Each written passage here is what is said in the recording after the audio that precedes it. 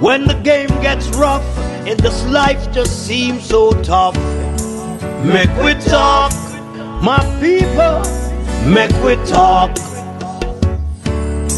When this town becomes an ugly place, don't let it erase the smile from your face. Make we talk, people, make we talk. Conversation is the key, a guiding light for you and me. Spark a talk and you will see conflict solver A to Z. World leaders master the art of self-defense just by talk. So people, make we talk. Hey, we're living in a world that on ourselves we must depend. Make we talk, people.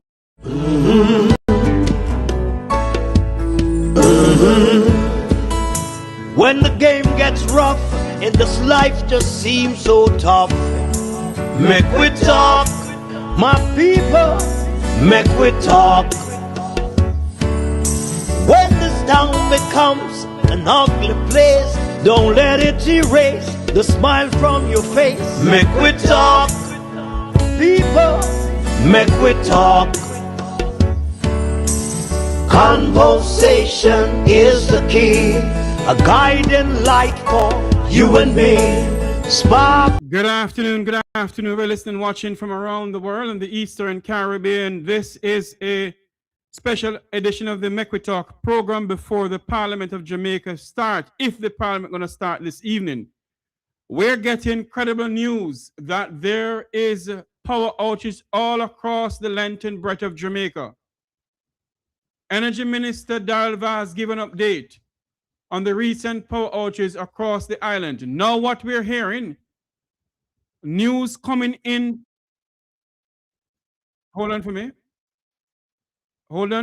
There is a developing story that several power outages across Kingston and St. Andrew, with reports coming in from other sections of the island of Jamaica.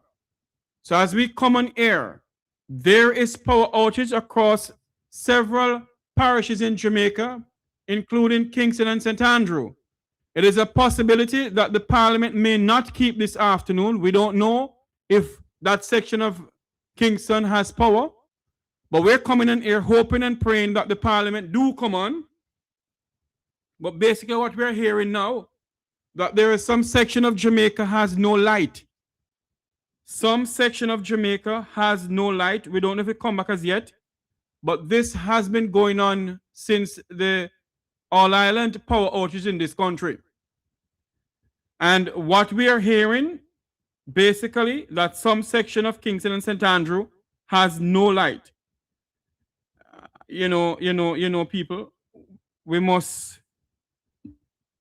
talk out now, We sit down in this country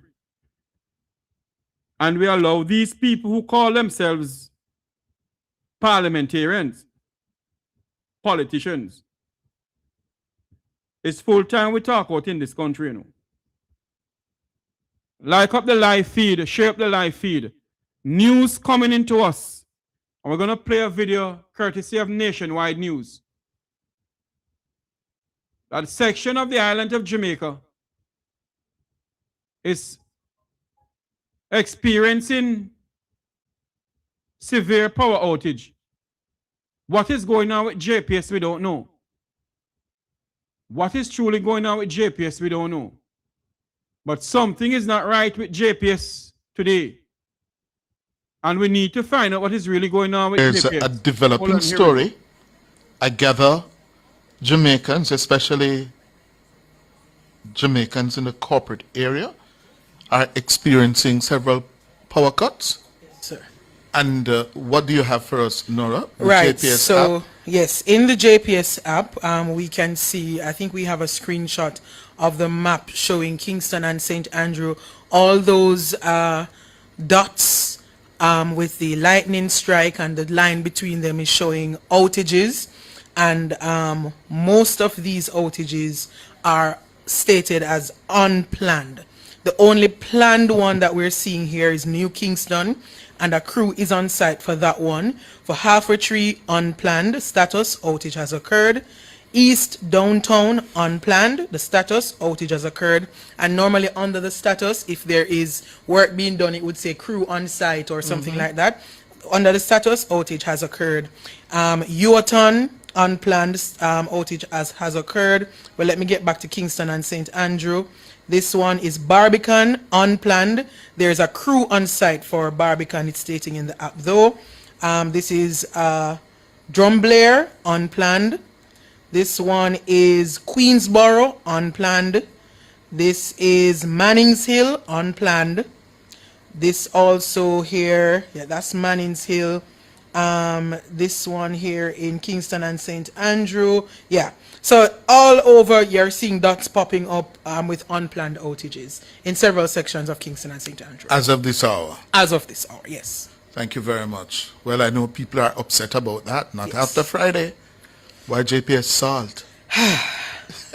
They have their work cut out for them. Yes, yes. There's a developing story. I gather Jamaicans, especially Jamaicans in the corporate area, are experiencing several power cuts. Sir. And what do you have for us, Nora? The Right. JPS So app? yes, in the JPS app, we can see. I think we have a screenshot of the map showing Kingston and St. Andrew. All those dots with the lightning strike, and the line between them is showing outages. And most of these outages are stated as unplanned. The only planned one that we're seeing here is New Kingston, and a crew is on site for that one. For Halfway Tree, unplanned, status outage has occurred. East Downtown, unplanned, the status outage has occurred. And normally under the status, if there is work being done, it would say crew on site or something like that. Under the status, outage has occurred. Uaton, unplanned, outage has occurred. But let me get back to Kingston and St. Andrew. This one is Barbican, unplanned. There's a crew on site for Barbican, it's stating in the app though.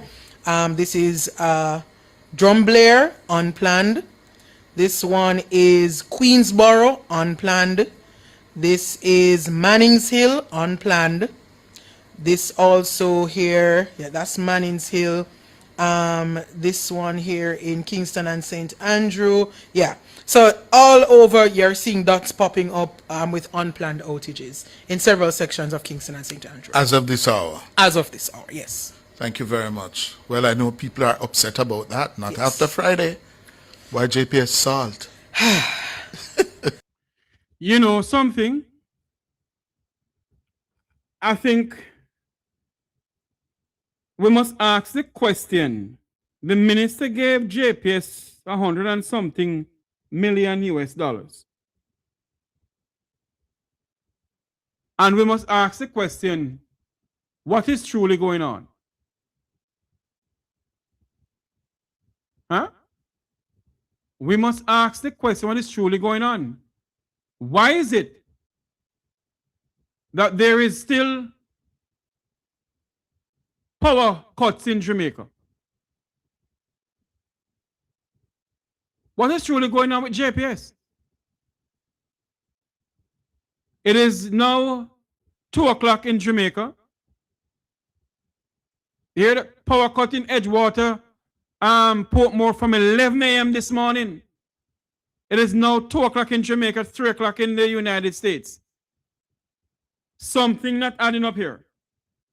And I don't want to be a person who spread propaganda news. But there's something fundamentally wrong. Something going on with JPS. Something is going on with JPS. We're standing by hopefully to join the Parliament of Jamaica, where the speakers will be Robert Bobby Montague and Miss Andrea Perkins of the People's National Party. Now what we're hearing as we come on air, there is some sections of Jamaica has no light. Some sections of the island of Jamaica, as we come on air in the Make We Talk program, has no light. Edgewater and Portmore, St. Catherine, no light from 11 a.m. this morning. It is now 2 o'clock in Jamaica. And basically what we are gathering here, what we are gathering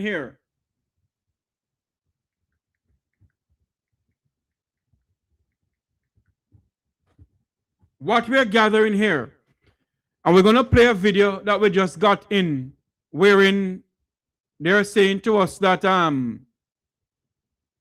hold on there, what is going on here? Why can't I get this video? Okay, here we go. We're going to play this video here for you now. This video here that just came into us. Just a moment here for me. Here we go. We're going to play this video here. Where Cliff Hughes and Nationwide had this breaking news. There's a developing story. I gather Jamaicans, especially Jamaicans in the corporate area, are experiencing several power cuts. Sir.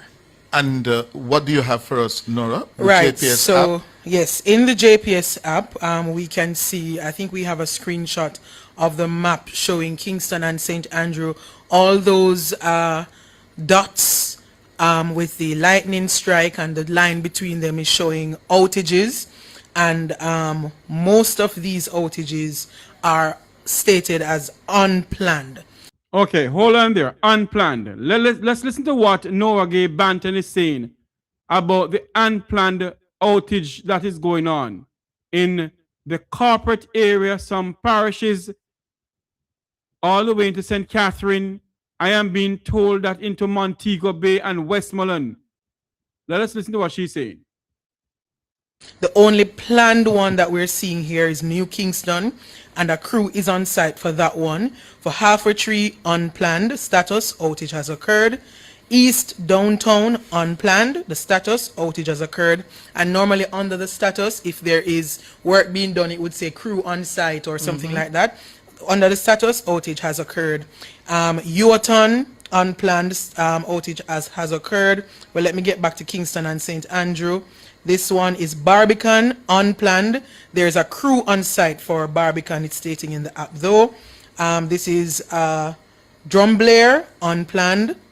This one is Queensborough, unplanned. This is Mannings Hill, unplanned. This also here, yeah, that's Mannings Hill.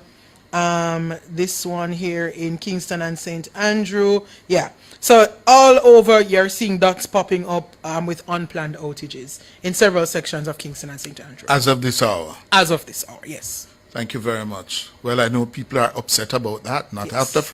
No, I am being told those who are live on the Make We Talk TikTok page is saying to me parts of Trelawney there's no light in Trelawney. Other places, come on, people on TikTok, tell us what's going on. Like up the live feed, give us some heart, give us some money going and all those things on TikTok, all the goodies on TikTok. Like up the live feed. What we're being told as we speak, as we come on air, because we're going to stand by to join the parliament. Obviously, I'm getting some live feed out of parliament. So obviously it is going to happen. PBCJ is giving us some live feed there. But what we're hearing, and we need answers from the Jamaica Public Service Company and from Minister Darrell Vaz. We need some answers from them. The Jamaican people need answers from the JPS. We need answers. It cannot be that this is going on same way. My question, where is the money? Where is the money that Minister Vaz gave to JPS? Is some lightning strike going on again? Because I heard a severe weather going on in Jamaica, severe weather alert, even flash flood is going on down here in Jamaica. So the question that we must ask ourselves this afternoon, is it that lightning strikes some of JPS equipment again? And if that is so, Then God help us. God help us. One moment here for me. I have a call coming in to the program here. One moment, Mr. Chairman of the People's All Ireland People's Association. One moment, please, sir. Good afternoon, sir. Welcome to the program, sir. Hello? Hi. Yes, sir. Go ahead. No, you're breaking up. You're breaking up, Minister. It seems like the weather. There's a cold front heading into Jamaica, you know, a very cold front.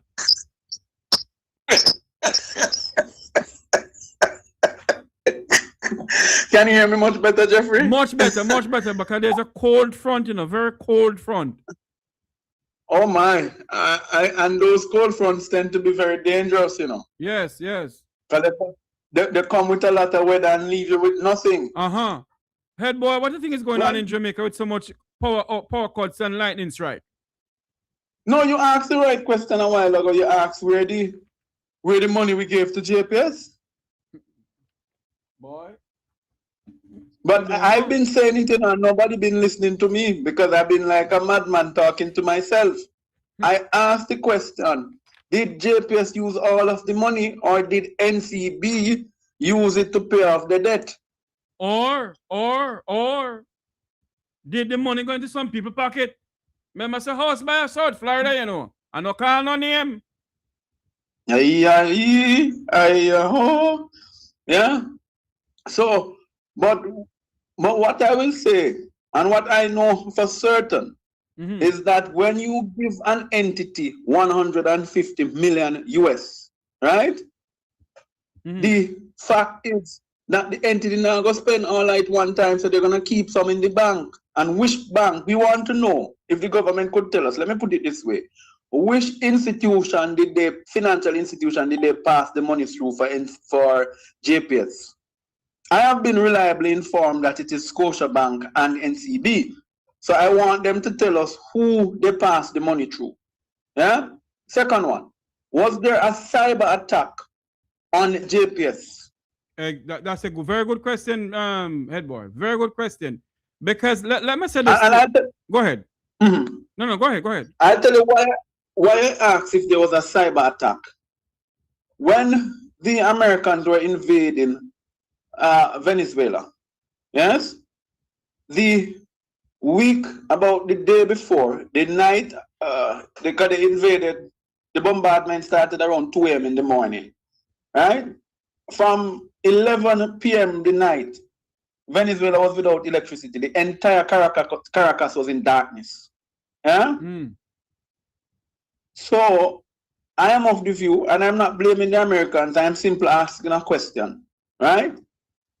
Was there, because they said, and the Americans came out and confessed, that they used cyber attacks on Venezuela to deal with their grid, to weaken their electrical grid. So I'm asking, I'm not saying the Americans did it to Jamaica, no, I'm asking, was there a cyber attack? Knowing that can be done, was there a cyber attack on JPS? One. The question I must ask, though, head boy, is it that the Jamaica Defense Force, Jeffrey, why are you going on that road? Is it that go down there? Is it that the JDF was doing something to weaken the grid and upper camp catch a fire? Tala, going to sound like Colin today. Tala, right? Because I am of the view that, and somebody is lying to somebody. Yes. Was there a drone attack on the JDF?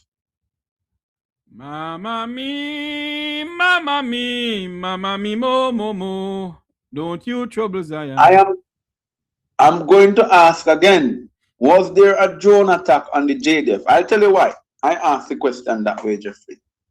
Or was the fire an intentional fire because remember, you know, what you think no man in Jamaica brave if we go try to catch JDF a fire? Nobody's stupid. Not even a madman downtown you could pay to do it. Now go do it. So it must be either the fire was intentionally set internally, or some external forces had to deal with that fire. And I am of the view that it was an internal fire. And until I am viewed otherwise, I will stick to my view that it was an internal fire. But because go ahead, yes. Why I say it's an internal fire, Jeffrey? Yeah. When you look at the barracks. Now understand, this is where people sleep. Huh? This is where soldiers rest.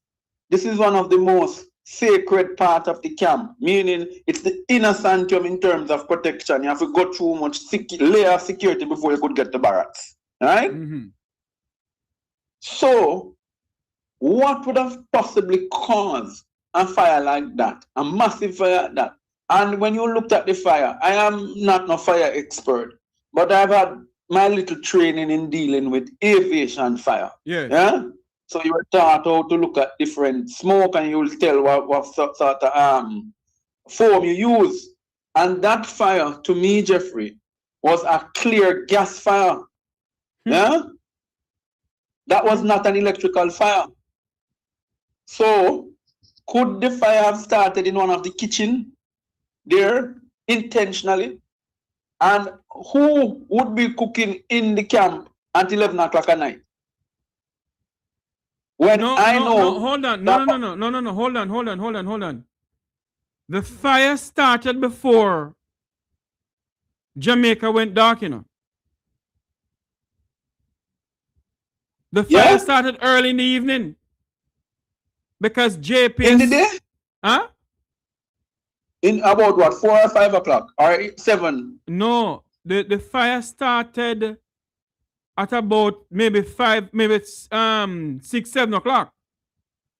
Because when when the news team was on air, that's the time the breaking news came over. And that's the time I started getting calls. And when I call a very senior politician in Jamaica, and I asked what the hell is going on, he turned and said to me, "They can call me Tavares." He said to me, "Mr. Tavares." You know, Mr. Tavares. He said, "Tavares." He said, "Tavares, all hell broken loose on your boy. JPS said, all JPS grid gone down." I said, "What?" So I called another politician. And when I called that person, the person to me said, "I am in my bed, you know, but the standby came on, you know, so I thought it was something else, but I'm being told that JPS grid gone down." I said, "What?" And he said, "Yes." So I came on air. And I said to myself, before I came, I said to myself, something right here. Then Miss P called me. Miss P called me before. And I said, "Miss P, give me something. I'm going to call some people that I know." That's the time I called 2 senior Jamaican politicians. One of them is the senior of all senior of the Jamaica Labour Party. Yes. And my question is this. All of this is going on. You hear nothing from the Prime Minister. The Minister of Energy had a quashi press conference. I'm going to turn my good friend now, Warmington. Warmington is a quashi lawyer. Is it serious, you know? Daryl Baz has a quashi press conference, a very quashi one. Because coming from a quashi. Hold on, Jeffrey. He had a quashi press conference coming from a quashi minister. Go ahead. Yes, and a quashi JPS. Because the fact of the matter is, the minister didn't call the press conference and have PBCJ and JIS, which is the Government Information Services, to bring it live. He put it on his quashi Facebook page and use some quashi camera. And when I call somebody who he knows, I say, "Look here." When I call somebody who he knows, I say, "Look here." Why am I having a feedback here? No, it's my phone. Somebody was attempting to call me. You're right. When I call somebody that he knows, and I say, "Look here, tell him that the phone turned upside down because he had to go like this." In less than 2 minutes, the live feed went off. Until now, you don't hear Daryl Vaz address the nation. You don't hear the Prime Minister of this country speak to the Jamaican people. Are they waiting for 30 days for JPS to give them an answer? This is unacceptable. No, Jeffrey, it's not that. Hear the worst part, right? Somebody's lying to somebody, right? And I'm asking some hard questions now. The island has 3 grids, yeah? There's one, Kingston. Actually, people keep on Kingston, which is the Rockford plant. Yes. Yeah? And Hunts Bay. Yeah? Yes. But they're interconnected. Then there is the Old Harbour grid, which is St. Catherine, right? Which covers from St. Catherine to about Manchester. Yes. Yeah, the southern belt.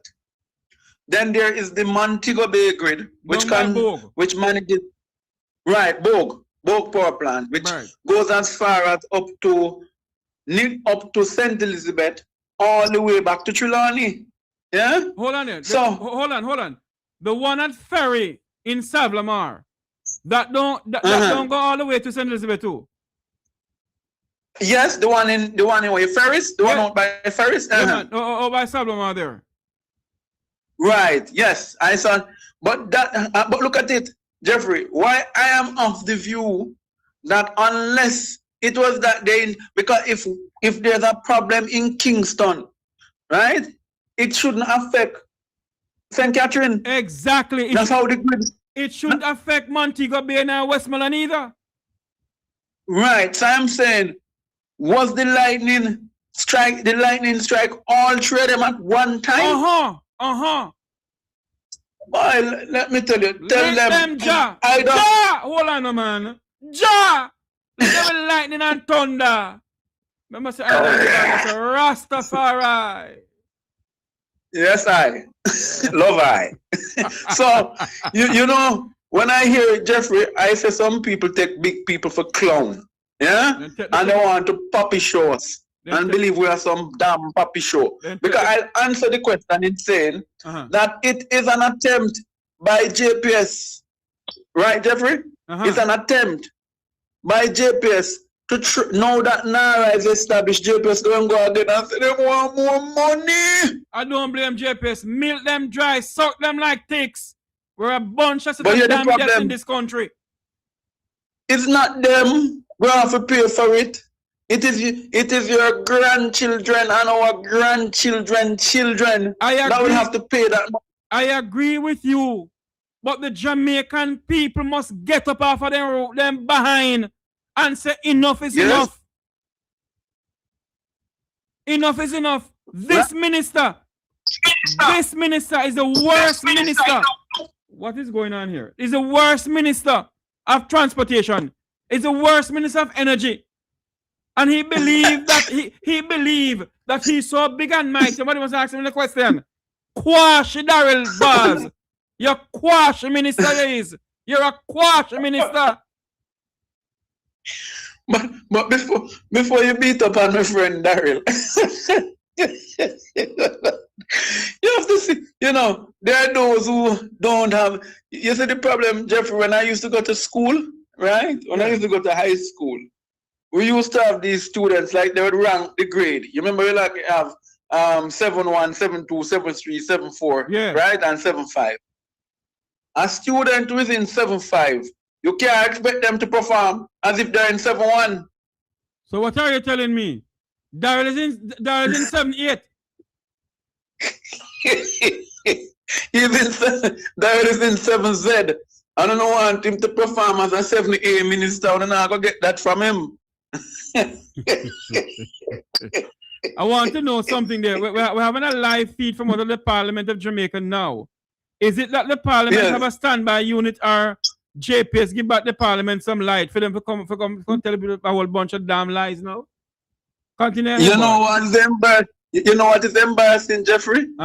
Imagine the government of Jamaica has a parliament that don't even have one solar panel on top of it. And not only that, you see them inside of the fan like anything. Sometimes you wonder if one of them ease them by in the fan. Them say the AC now work, but my grandmother tell me the devil like fire. Yeah? So is that so? So maybe it's intentional because some people like to eat. Yeah? But you know, as I go, Jeffrey, because I know you're going to stream over to the parliament now. Yes. We are expecting to hear from Minister Robert Montague. Yes. And everybody know where I stand, where Bobby Montague is concerned. Bobby is my friend, but is a friend that I'm not afraid to point out his ills. And he will take it. Because and he will take it and try and shiver himself. He can't vex with him. Bobby's a different now. Bobby's a different. I keep on telling people that is why Bobby is still in politics today. He's a different character. Bobby now go vex with the nonsense. Him just saying, "Oh, you can't believe you said that about me." Anyway, come have a drink, right? So the reality of it is, when you look at what is happening in lands, Jeffrey, and I want to say to the people, because I know a lot of diaspora people listen to you. Yes. If you have a land in Jamaica, please check up on your land. I am warning you know.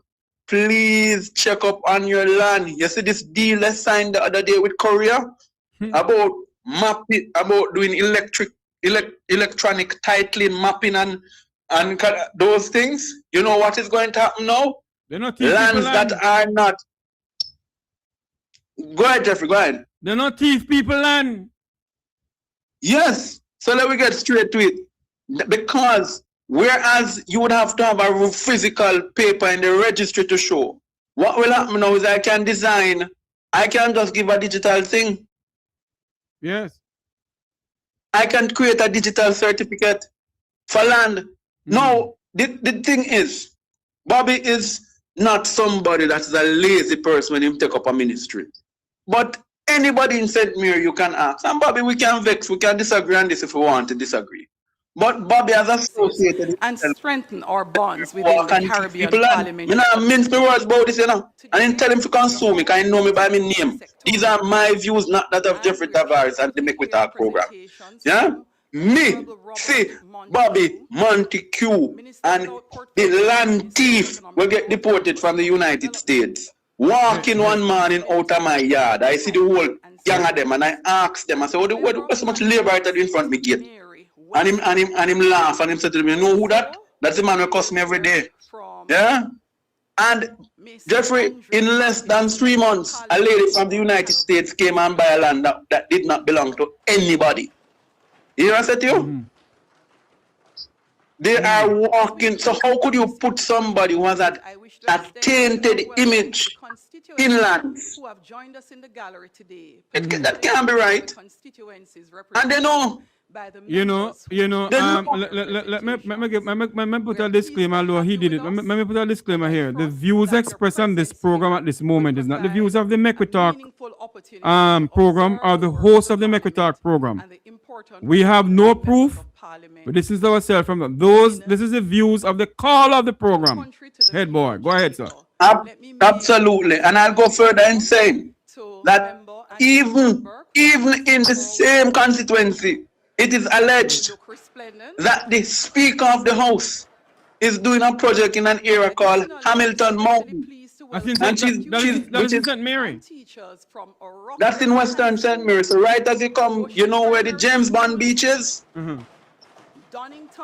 So you come into that area, that is a Rockabessa, and you turn off the road right at the bend heading into, before you get to the Ian Fleming Airport. All of that land that is overlooking the Ian Fleming Airport coming back to Rockabessa, some of that area is called Gibraltar and Hamilton Mountain. Yeah?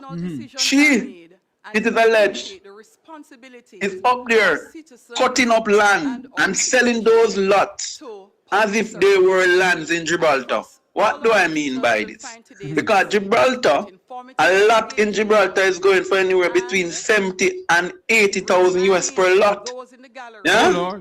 She's selling the lands up there in the same region and telling people who are coming back home who don't even know that this is Gibraltar, and it is not. So whose land it is not.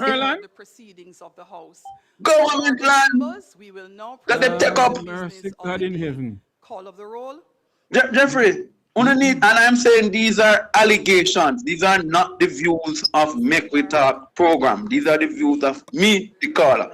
And so, Juliet, if you want to come for me, you know where to find me. Then you let her come. If you want your husband deliver it, you can give him to. Yeah? No, the reality of it is, and none of them have yet to come and discredit what I've said so far about them. They're up there doing it. I go further.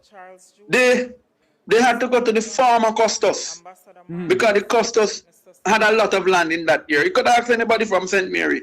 And they cut a road through Gibraltar to connect back to Hamilton Mountain. They didn't even have water up there. All the water systems is in Gibraltar. And they took the Custos to court to get him to give up the land so that they could use the land. What they did now, they get somebody to buy a piece of land up there and they switch the land with him for some big property up in Portland. So, you see, when I see this guy now going to come to the go and talk about land, and he is the facilitator of some of the biggest transfer of land in the country, right? To people who don't even own them. How would you feel? How would you feel? And I'm not saying he's making any money. I can't attest to what he's making from it.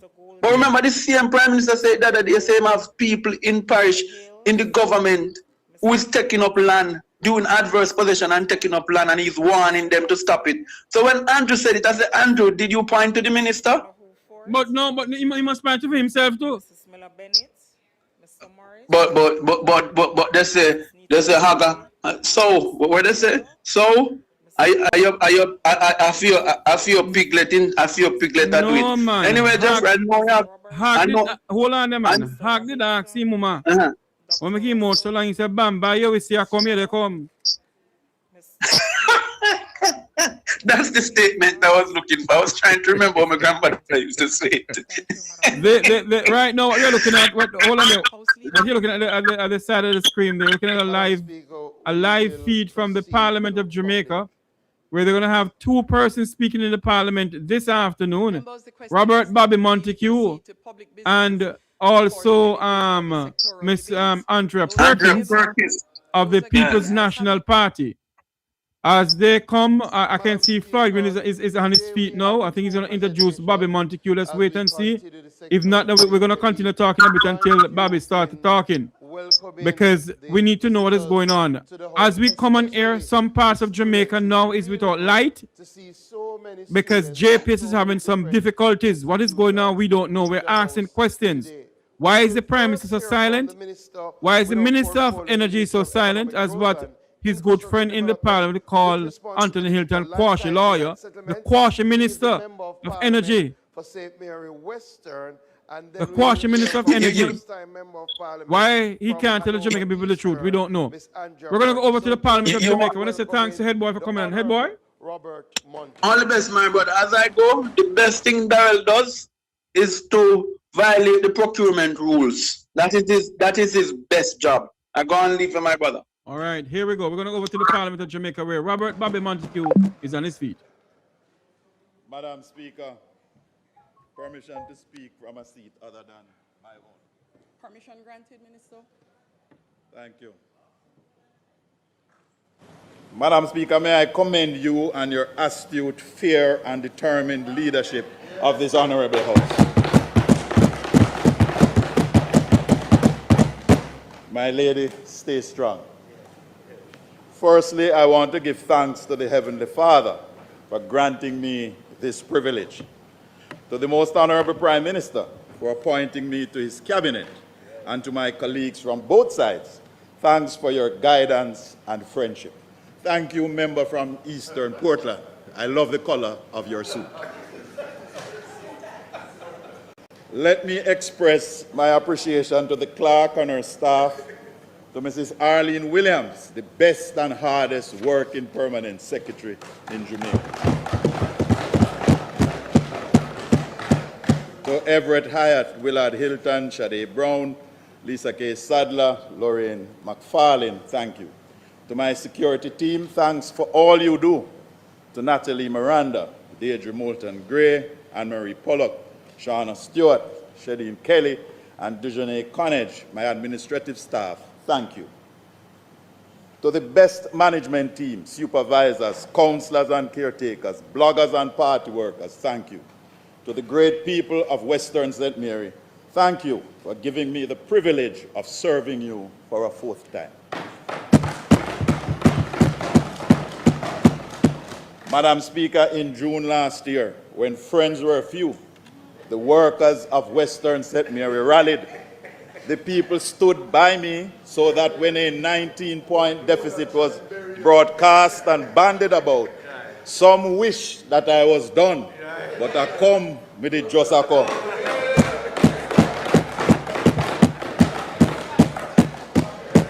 The JLP team in Western St. Mary, with almost no resources, turned a 19-point deficit into a 5-point victory. And this was done in less than 3 months, and therefore placed us in the top 6 candidates with the most votes in the last election. Madam Speaker, that's the stuff that books are written about. The people of Western St. Mary know that this year we will complete the water projects. So Springfield, Heartlands, Halifax, Three Hills, Tower Isle, Brooklyn Road, Kidland, Charlestown, Arokobesa, Mile Gully, and Georgetown will see marked improvement.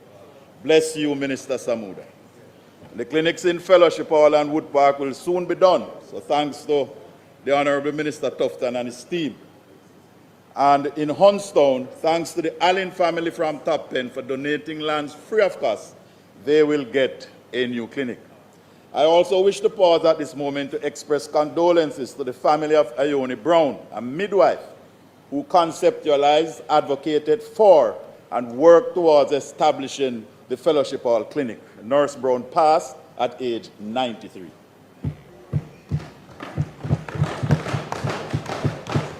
I wish to thank Minister Bartlett and his tourism team.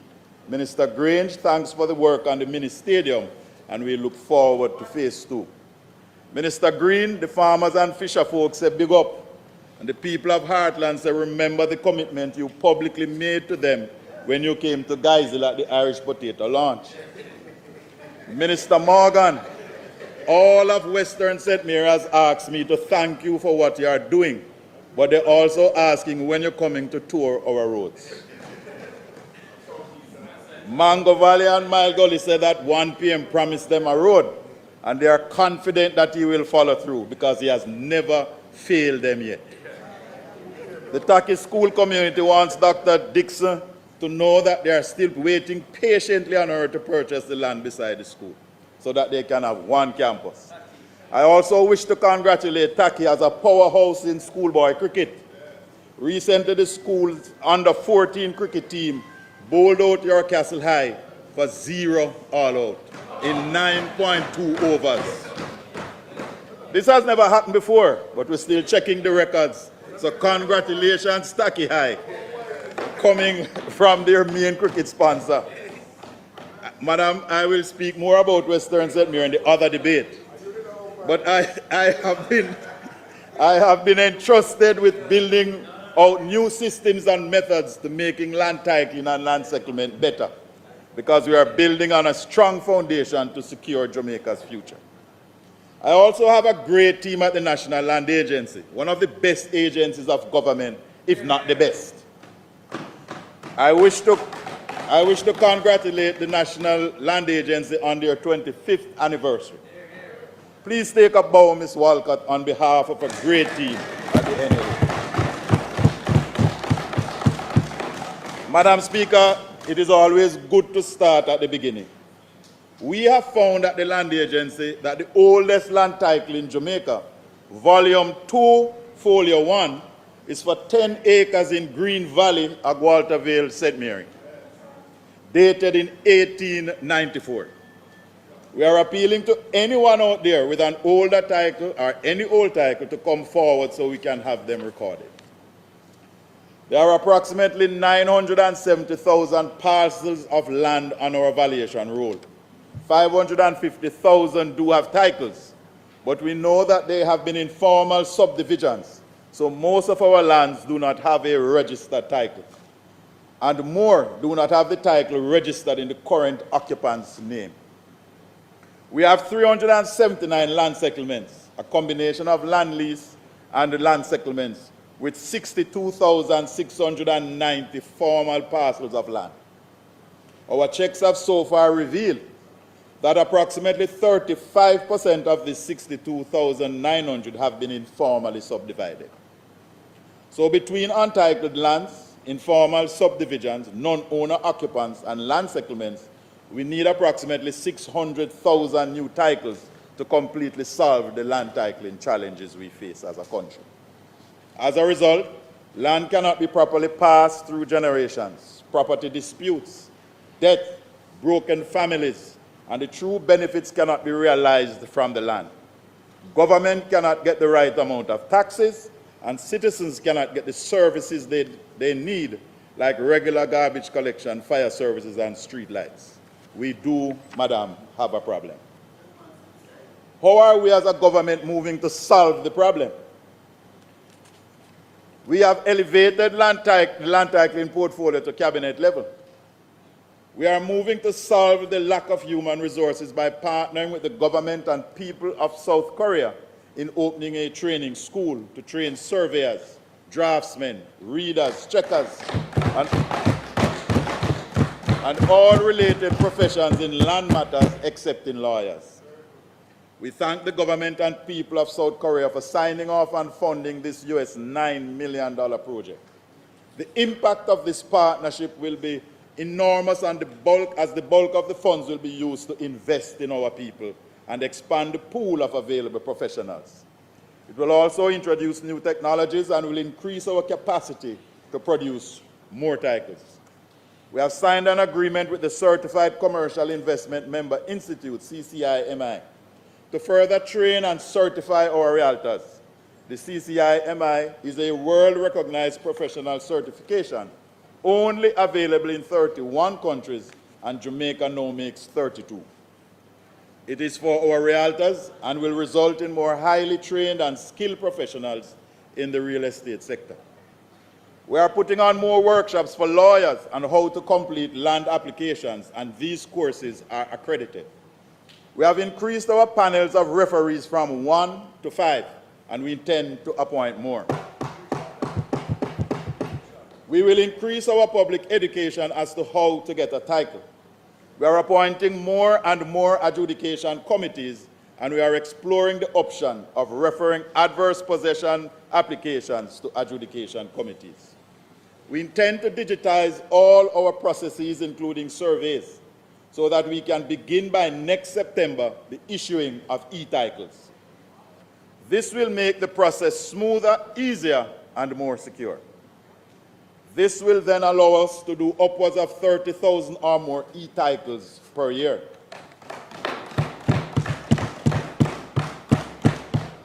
Madam Speaker, we now have a partnership with Fujisto to digitize our records and introduce new technologies into our processes to make them faster yet more secure. We intend by next September, as I said before, to begin issuing e-titles and recalling old titles. The e-title system will also help landowners to watch their properties so that they will be alerted if someone applies to title their lands. This will reduce the instances of persons moving to take over your land by adverse possession. There will be a fee, of course, for this property watch service. Madam Speaker, some people are abusing the adverse possession arrangements. Some have made an industry out of it. While we as a government support the productive use of land, we do not support wholesale and speculative possession. Equally, landowners here and abroad cannot have lands and do not exercise ownership. We appeal to you to visit your lands, fence it, use it productively, pay your taxes, or sell it. But do not just abandon it. Do not leave it to chance. However, we are examining how we can refer adverse possession applications to the local adjudication committees for their input on these applications, as the committee members are mainly from the local community and will be able to give more information rather than the referees who are stuck in Kingston. This, along with the property watch service, will help to level the playing field. But the best remedy is for you to use the land productively. We want our lands in production. We want to encourage landowners that they must watch their properties and make economic use of it. Paying a little taxes does not solve the adverse possession challenge. Landowners must also occupy and use their lands. It will also help the government by more accurately identifying idle lands. Digitizing the processes will also help us to identify and flag informal subdivisions whenever we are updating the valuation rules. Madam Speaker, it will take us about 2 decades to get our titling issues resolved if we have the full cooperation of the public. Longer without it. We have 2 major streams for titling: systematic, voluntary, or ad hoc. Under the systematic land registration process, the government declares an area and provides surveyors to survey every parcel in the declared area, pays for the lawyers to do the applications, and produce the title. A caveat is then lodged against the title until the money is paid back. However, no interest is applied and you can pay in installments over time. The voluntary or ad hoc process is when you have land in an area that's not declared as systematic, so you do your own survey, pay your lawyer, or come to the LAMP office to do the application. Under the systematic land process, the government pays upfront, and in the ad hoc or voluntary land process, you pay upfront. Madam Speaker, many of our small land occupants find it a little challenging sometimes to find the surveyor's fees. So the Most Honorable Prime Minister has instructed that we find a solution. We have therefore proposed that a revolving fund will be established where landowners of 2 acres or less can apply for a surveyor's fee loan.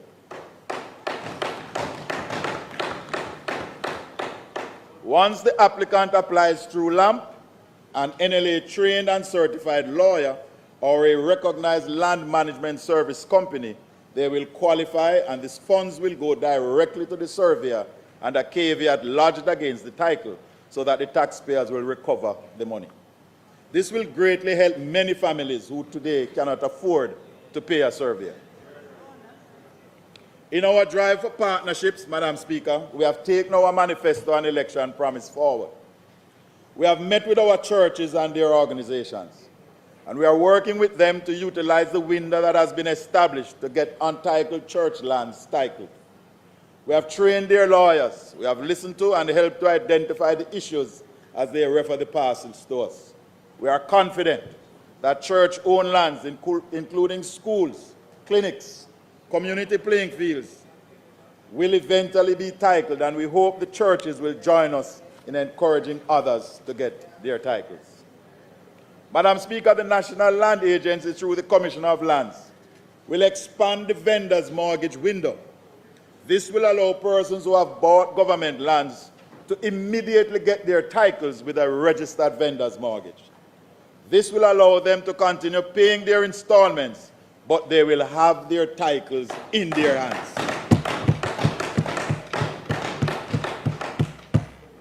Madam Speaker, we are in the middle of an intensive consultation and discussion program as to our squatting challenges. We know that there is a need for land for the landless and also for orderly development. There is also the need for respect for property rights. Some of the issues under discussion are: should we reduce the time for adverse possession of Crown lands? Should we increase the time for private lands for adverse possession? How do we balance the various needs? But we have settled on some points, Madam Speaker. No member of Parliament, nor councillor, nor JP, nor big man, nor area leader can sell government land.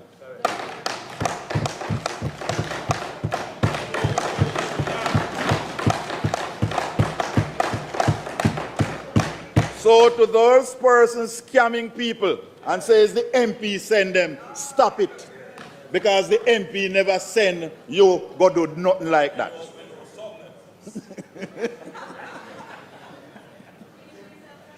Madam Speaker, we want to remove the incentive. We want to remove the incentive for land scamming. Remember, government lands belong to the people. it is bought for development. People are squatting on lands reserved for schools, clinics, roadways, and even one historic site. This is a massive cost to rehabilitate and resettle areas after it has been informally settled. We have met with all the MPs with a squatting challenge. So as of today, June 9th, people who go onto Crown lands will no longer be considered for a settlement program. If you're there already, you're there already. But we're not dealing with the new people. And after further investigations, those who sell Crown lands will be prosecuted and those who buy will lose their money. Yes. So check with the National Land Agency before you buy any cheap land. Buying land is not like buying rice and flour. There is a legal process, but always remember, if it sounds too good to be true, then it is not true. Save your money. We have done drone and spatial surveys, and we know what is already on Crown lands. So if you go on the land after today, you must face the consequences. In the meantime, we will soon announce a major program to address squatting in a structured, orderly, and legitimate manner. Madam Speaker, after Hurricane Melissa, this government moved swiftly to acquire containerized houses to help those whose houses were completely destroyed. The Prime Minister has recently asked me to give some oversight towards the completion of this project. We collectively express support to the families that were affected by Hurricane Melissa and express our deepest regrets to those who mourn the loss of loved ones. As I gather the facts, examine the systems, and move to build out the units for our fellow Jamaicans, I make an appeal for us to be united as a nation in this effort. I seek consensus, not confrontation. I seek help, not hindrance. I seek solutions, not setbacks. The people need solutions, solace, and stability. To help our brothers and sisters in need, we must be our sole aim, our sacred objective, and our national goal. It is the first time Jamaica has attempted this type of project in such a big way. So let me admit that we will not always get everything right every time. We are only humans. But we must use all resources, all safeguards, and oversights to implement the project. We have just established and signed a memorandum of understanding with other ministries, agencies, and stakeholders to share data on available land, occupancy, property damage, and beneficiary information. This will help to prevent duplication and delays and lessen informal squatting. So to that end, we established a broad-based housing committee to not only deal with containerized housing, but housing in Jamaica in general. The type, the needs, the standards, the affordability. We invited people from both local and central government, professional bodies, the private sector, our universities, contractors, developers, hard trusts, and all agencies that had dealings with housing. The Integrity Commission was invited and attended, and we have also extended an invitation to the Auditor General. The opposition is an integral player, and I wish to pause to publicly thank Mr. Mark Golding for his gracious and kind letter, in which he brought to my attention that the person we had listed as the opposition representative had not been named by him. We acknowledged this and added his nominee while still retaining the original person. We wish to place on record our thanks for all the committee members for their contribution. So much can be achieved when we work together. This committee produced a repair manual done by the Bureau of Standards based on the building codes, suggested no-build zones, and we will be segmenting the building code to better meet the needs of our people. The Prime Minister from early in the process had mandated that the basis and accompanying works for these units should come from donated funds. This is so that people who donated their hard-earned cash could clearly see and know how their money was spent and on what.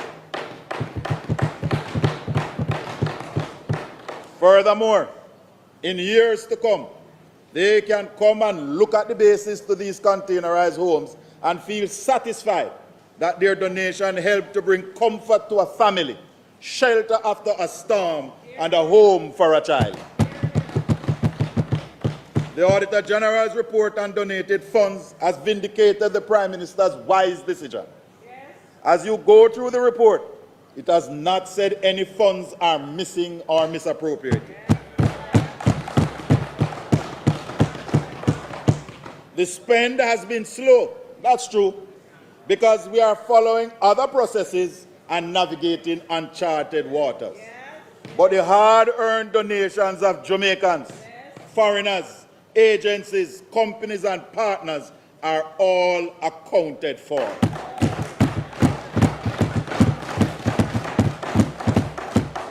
All of Jamaica should take a bow. This is a proud moment in our journey as a young nation. Having been hit by the most devastating weather event, thousands of people were displaced, many government systems and people affected, prolonged period without basic services and even food shortages.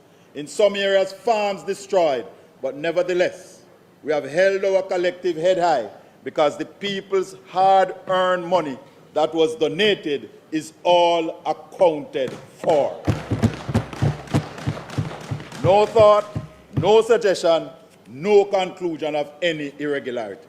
Prime Minister, congratulations. Once again, you have demonstrated the type of leadership that continues to make Jamaicans proud. The audit was not only about how much was unspent or spent. It also showed some gaps and showed up some weaknesses. And the country can be assured that our Prime Minister has already moved to implement the recommendations, strengthen the weaknesses, and close the gaps. The Auditor General's report was good for Jamaica. It shows that the government can account for donated money. It helps our organizations, charities, and other institutions who also receive funds. It lights the way to accountability.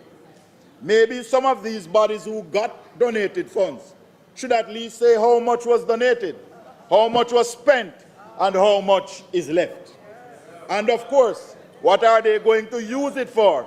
Accountability requirements are not just only for government, it is for all Jamaicans.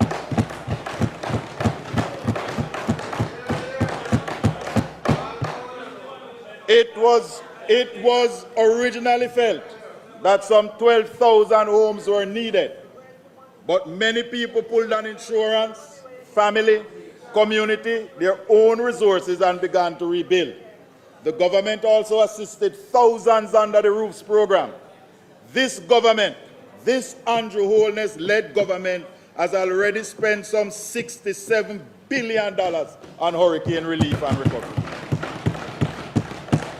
And Madam Speaker, we have spent it while still maintaining the fundamentals of the economy.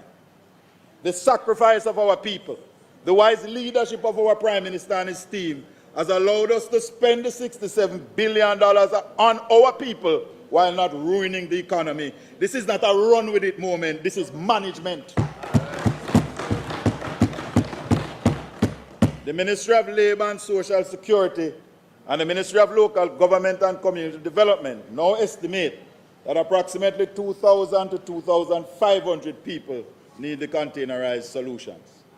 We have an order 2,524 units, and the government and people of China have donated 200 units for a total of 2,724. Of that amount, 1,424 are on the island. 900 are being held by the Jamaica Defense Force in Western Jamaica. And Madam Speaker, 1,200 of these units now in the island were bought by the National Housing Trust, and more is to come because the Housing Trust is committed to buying 2,500 units. We thank the National Housing Trust, and therefore this questions the argument that the National Housing Trust is not providing enough for enough Jamaicans. When we moved to build out the basis for some units in Westmoreland, for some persons in shelters, we had already completed 5 bases when an agency rightfully questioned an issue, and we had to stop and rework the matter. That incident provided valuable insight, and we are moving to give the beneficiaries a grant and allow them to build their own bases, but they must be inspected and passed by the municipal authorities in their locale. We also wish to thank the Red Cross, which has donated 300 wooden houses, as well as other NGOs and individuals for their assistance with providing housing help. The Red Cross houses will be distributed by them.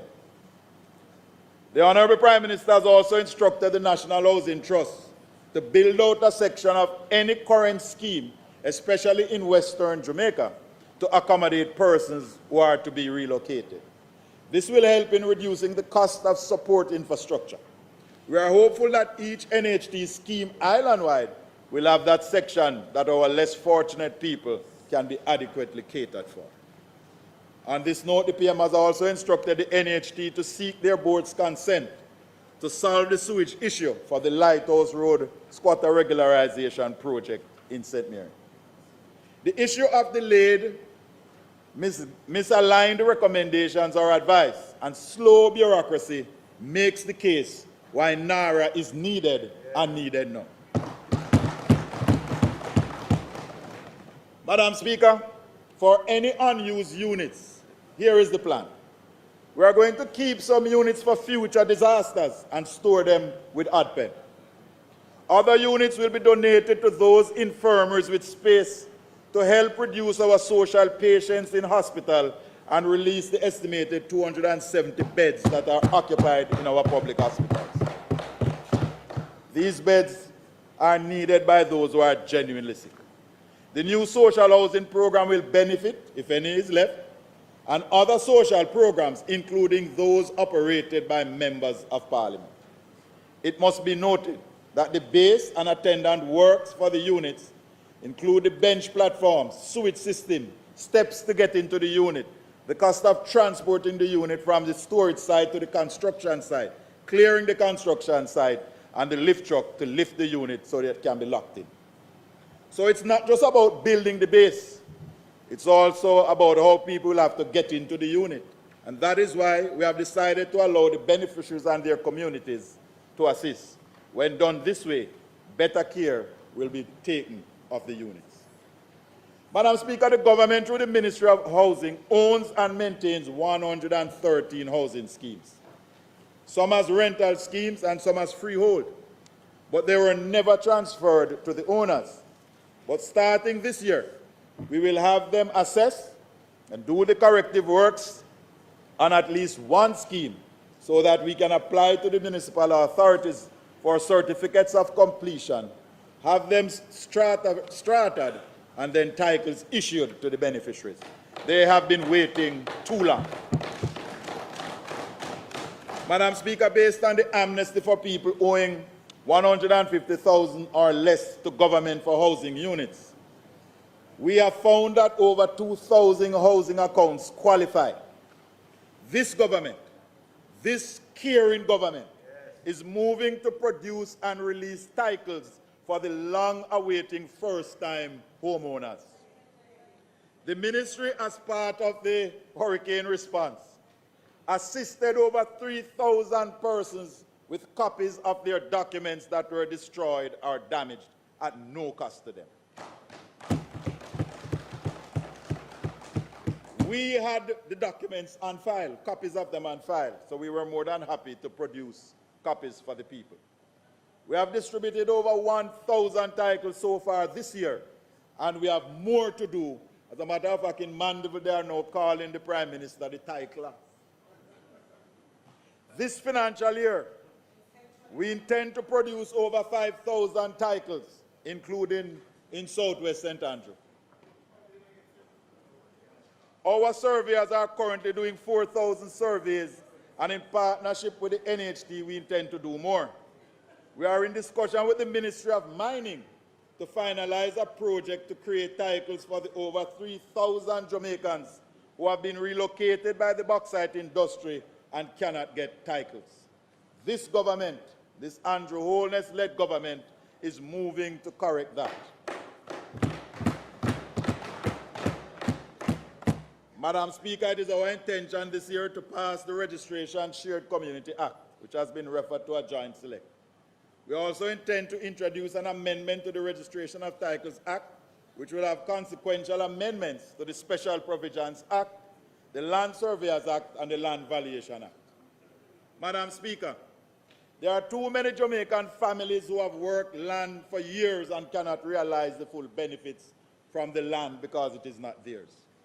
Too many schools, churches, and clinics cannot get access to grant funding because they have no proof of ownership. Too many wasted hours because of family fights over deadlift. Too many lives have been lost. Too much wasted potential, but Madam Speaker, no more.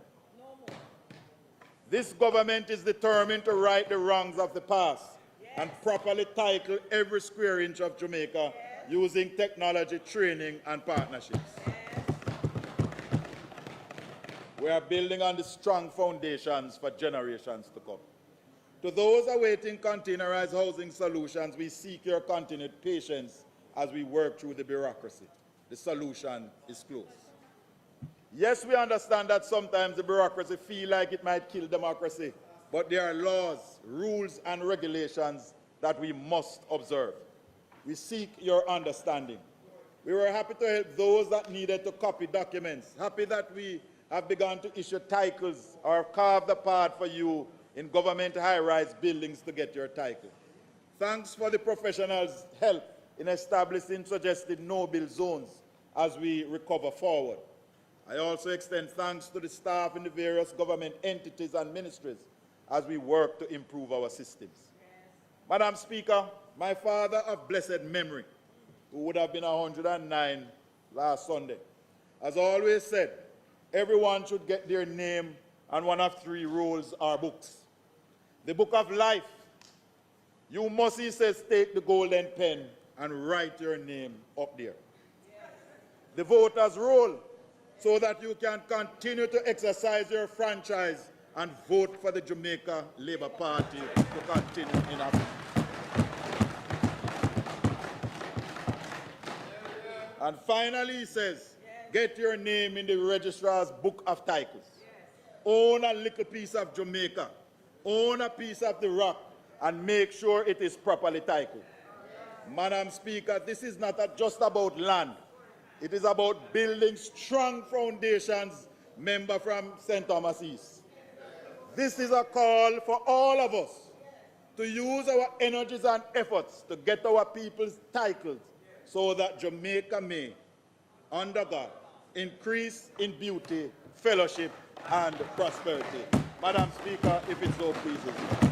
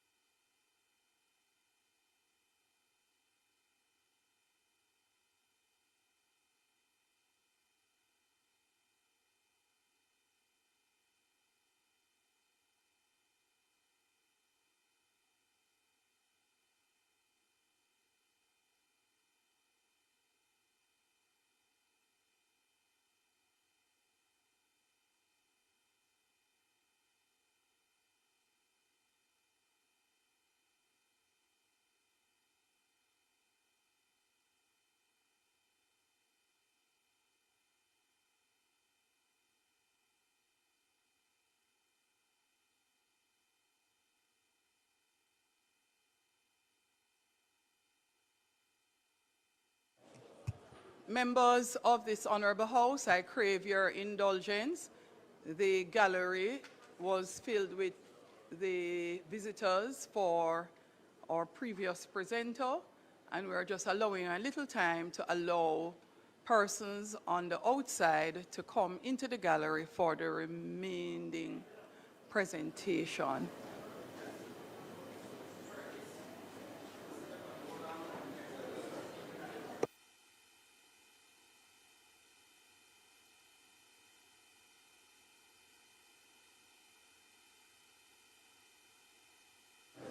And as a matter of fact, let me take this opportunity,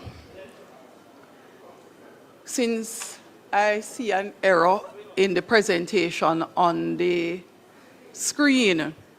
Last week, a presentation was done with the PMP logo, and this week, another presentation more subtly done with the vote arrangement, vote like this. I am encouraging members to desist. You will see, if you'd like me to say, it is Member Campbell, Dayton Campbell's presentation, which had up the PMP logo, and today, today, Mr. Montague's presentation, Minister Montague's presentation, more subtly done, without the logo, but a vote like this card, though it was smaller. So I am encouraging members to appreciate that there is certain decorum practice in the House. So since we are waiting, I'm using the time to remind members that you are not allowed to put up party logos at all.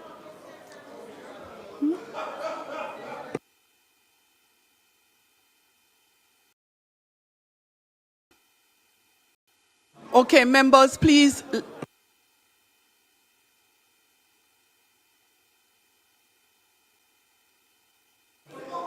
You know, members, before I close, since I have another female to rise to her feet for presentation, I will make another observation. When females stand in this House for their presentations, I find sometimes the type of heckling and the statements made on the floor to be very inappropriate, just generally. For both sides, I am pointing it out. When members are on their feet, we are all deserving of equal respect.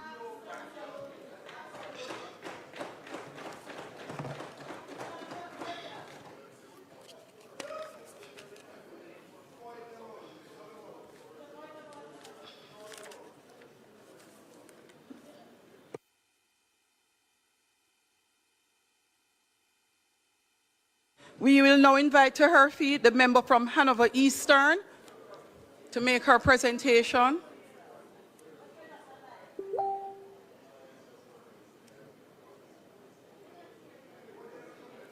Turn your mic on, please. I don't know.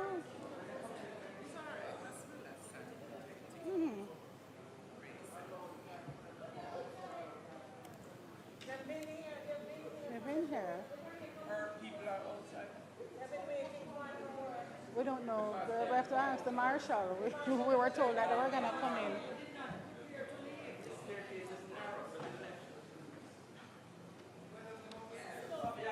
in. Member Perkins, you may sit. Members, I'm asking you to just give some additional time to the member.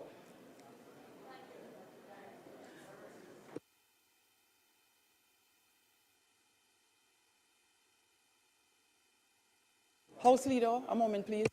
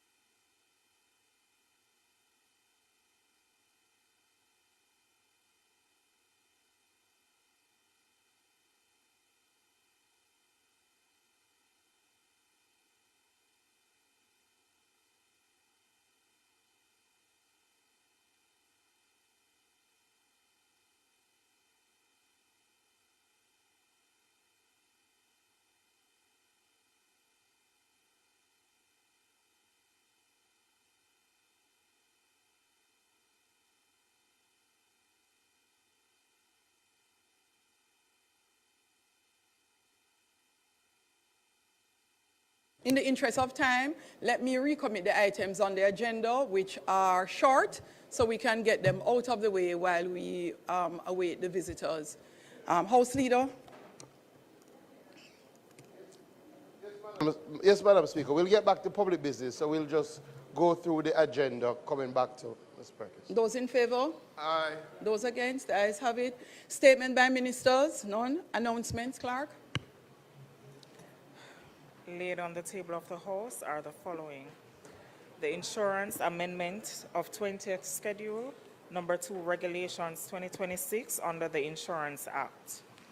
Auditor General Department's Performance Audit Report, National Water Commission, Effectiveness of Managing Capital Projects, Assessing Budget Credibility at the Entity Level. Auditor General's Department Certified Appropriation Accounts under Head 26059, Major Organized Crime and Anti-Corruption Agency for the year 2022-2023. Integrity Commission's investigation report into concerns that the following officers employed to the Information and Communication Technology Authority failed to file their statutory declaration with the Commission for the year 2023 contrary to law and their indicative ruling. 1. Mr. Walt Brown, a department head, data management, and 2. Mr. Mark Murray, a senior programmer analyst. Annual report and audited financial statements of the Sugar Industrial Authority for the year ended October 31, 2020, and its related ministry paper numbered 35 of 2026 titled Annual Report and Audited Financial Statements of the Sugar Industrial Authority for the crop year 2019-2020. Financial statements of the Consolidated Fund for year ended March 31, 2026, and its related ministry paper numbered 36 of 2026 titled Financial Statements of the Consolidated Fund for the year ended March 31, 2026. Annual Report of the Board of Supervision for the Relief of Poor in Jamaica in relation to the following fiscal years: 2014-2015, 2015-2016, 2016-2017, and 2017-2018. And finally, the Integrity Commission's investigation report into concerns that Ms. Dana Ashpole, a Chief Executive Officer, formerly employed to the Cannabis Licensing Authority, failed to file her statutory declaration with the Commission for the year 2023 contrary to law and its indicative ruling. Thank you, Madam Speaker. Bills brought from the Senate. Clerk. The following is a message from the President of the Senate. To the Honorable House of Representatives, I have the honor to advise the Honorable House of Representatives that on the 5th day of June 2026, a bill entitled An Act to Amend the National Housing Trust Act was passed in the Senate without amendment. The Honorable Thomas Tavares Finson, OJ, CD, KC, JP, President of the Senate. Thank you, Madam Speaker.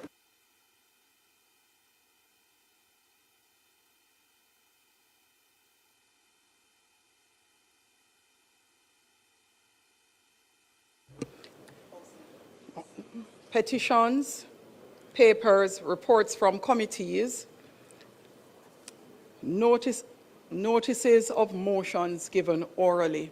House Leader, in respect of the Civil Aviation Amendment Act, we have not yet received it, though it is on the agenda.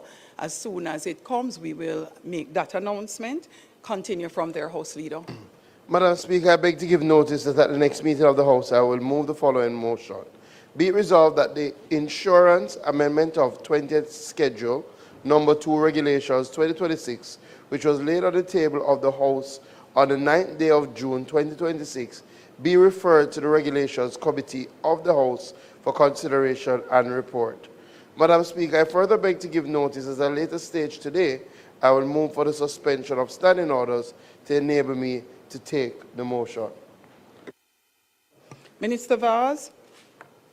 Notices of motions given orally in respect of trade. Mike, please. Thank you, Madam Speaker. I beg to give notice that at the next meeting of the House, I'll move the following motion. The Trade Act. The Trade Standard Incandescent Light Source Prohibition except under License Order 2025 Resolution, whereas Section 81A, B, and C, respectively of the Trade Act, herein referred to as the Act, provides that the Minister may by order prohibit absolutely the importation or exportation of goods or any class or description of goods from or to any country. B, prohibit the importation or exportation of goods of any class or description of goods or to any country except under the authority of a license granted by the Minister. And C, regulate the distribution, purchase, or sale of goods or any class or description of the goods. And whereas Section 10.1 of the Act provides that notwithstanding anything contained in Interpretation Act, an order made by the Minister under the section may provide that the subject to affirmative resolution in respect of any breach to which subscription 2 refers, that the offender shall be liable on summary conviction thereof before a parish court to such fine not exceeding $2 million or to such term of imprisonment with or without hard labor not exceeding 2 years as may be prescribed therein. And whereas Section 10.2 of the Act states that where under any such order the importation of goods of any class of the description of goods from any country is prohibited except under the authority of a license granted by the Minister, any goods imported in breach of such prohibition shall be deemed to be prohibited goods within the meaning of the Customs Act, which have been imported contrary to the prohibition against their importation and the provision of Section 210 of the Act, the said Act, shall apply accordingly. Now, therefore, be it resolved by this Honourable House as follows.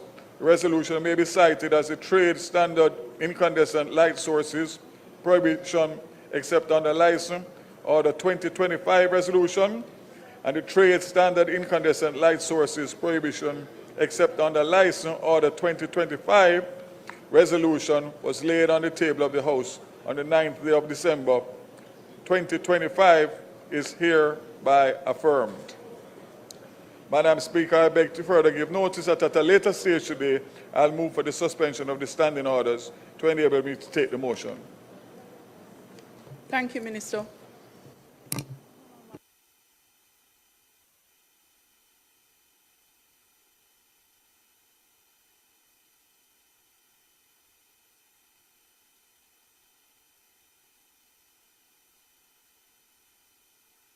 Minister Vaz, a moment, please.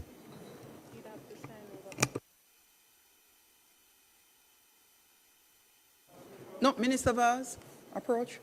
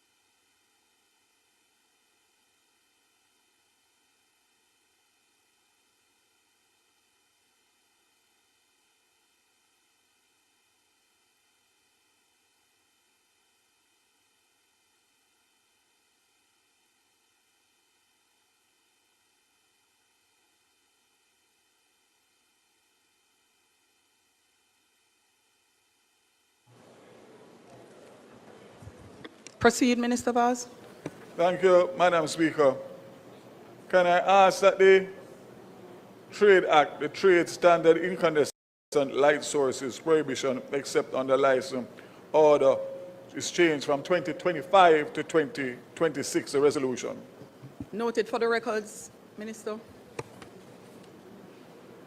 Thank you, Madam Speaker. So, Madam Speaker, I now move for the suspension of the standing orders to enable me to take the motion, notice of which I gave earlier. Thanks, Minister. We will go through the remainder of the agenda and then go to public business, at which point, also, let me just quickly finish questions and answers to questions. Motions that may be made at the commencement of public business requiring notice, motions relating to the sitting of the House, motions for leave to introduce bills, presentation of bills without leave of the House first obtained. We're back in public business. House Leader. Madam Speaker, we will now take the first-time Member of Parliament making her first maiden sectorial presentation.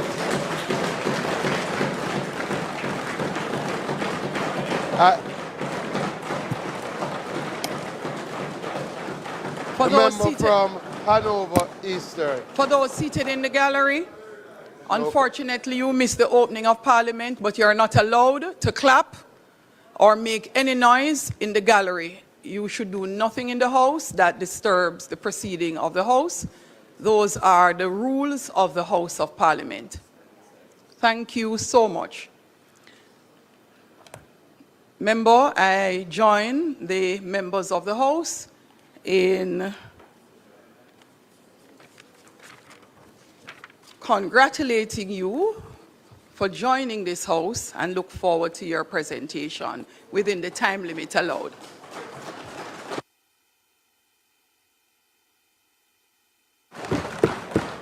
Your mic is on. Madam Speaker, permission to speak from a chair that is not of my own. Permission granted. Madam Speaker, I rise in this honorable House acutely aware of the weight of this moment, not merely as opposition spokesperson on tourism and linkages, but as the first woman Eastern Hanover has ever sent to represent the constituency,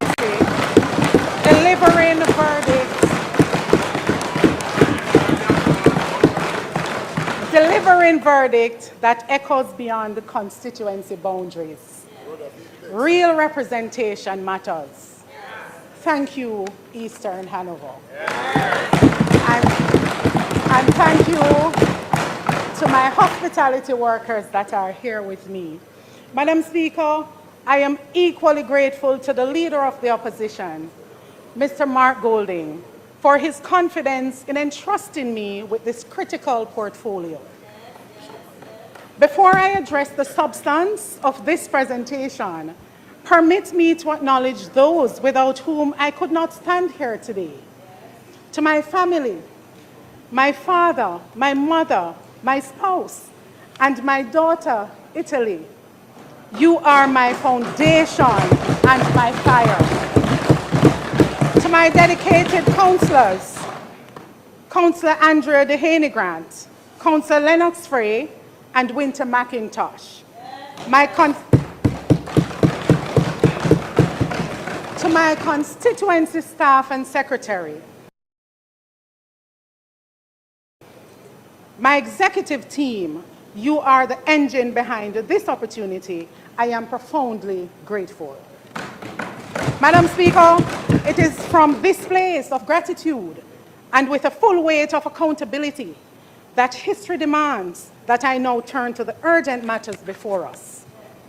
Tourism is not an abstraction in Jamaica. It is the school fees, it is the mortgage, it is the food on the table. And today, for too many Jamaicans, it is the anxiety of waiting for a hotel that has not reopened, for a paycheck that has not come. Tourism is Jamaica's largest foreign exchange earner and one of our most people-intensive industry. Yet those people are in crisis. This government has mastered the art of press release. it has not mastered the art of governance. This is not a celebration, Madam Speaker. It is an accountability audit. Today I will examine the full tourism ecosystem from the skies to the roads, from the grand resort to the small hotel. I will open the books on what goes into Jamaica's tourism pie, how it is being baked, who is getting the lion's share, and who is being left to fight for the crumbs. We will ask the question the minister has not answered, and we will present the framework Jamaica needs. Madam Speaker, the government loves the headline. Jamaica welcomed 4.27 million visitors in 2024, generating approximately $4.35 billion US dollars. These numbers are impressive. They reflect hard work across the industry. Madam Speaker, numbers don't bleed, workers do. Behind every reported statistic is a workforce in distress and a local business sector under siege. So let us examine what these government numbers actually tell us and what they are designed to conceal. Madam Speaker, only 9 days ago, the Minister of Tourism was not in this chamber. He was not in his constituency or meeting hospitality workers in month 9 without pay. Instead, Madam Speaker, he was in the Kimberly Hotel in New York City, making yet another grand announcement.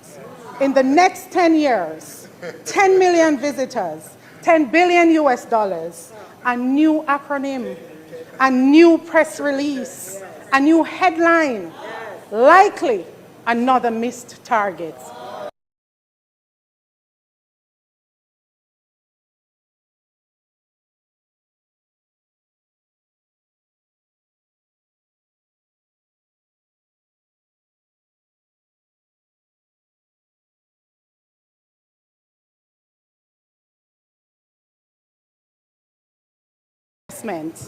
Workers speak of 9 months without pay. The gap between ministerial announcement and lived reality has never been wider. Madam Speaker, as someone who has worked directly in the trenches of tourism ecosystem, I do not view tourism as a set of abstract macroeconomic figures. I do not view it as a collection of glossy press releases or international billboard campaigns. No, Madam Speaker. Tourism is our pie, our very, very important pie. It is an economic asset so vital to our national survival, so deeply funded by the sweat and taxes of our citizens, that every single Jamaican deserves to fully understand what goes into this pie, how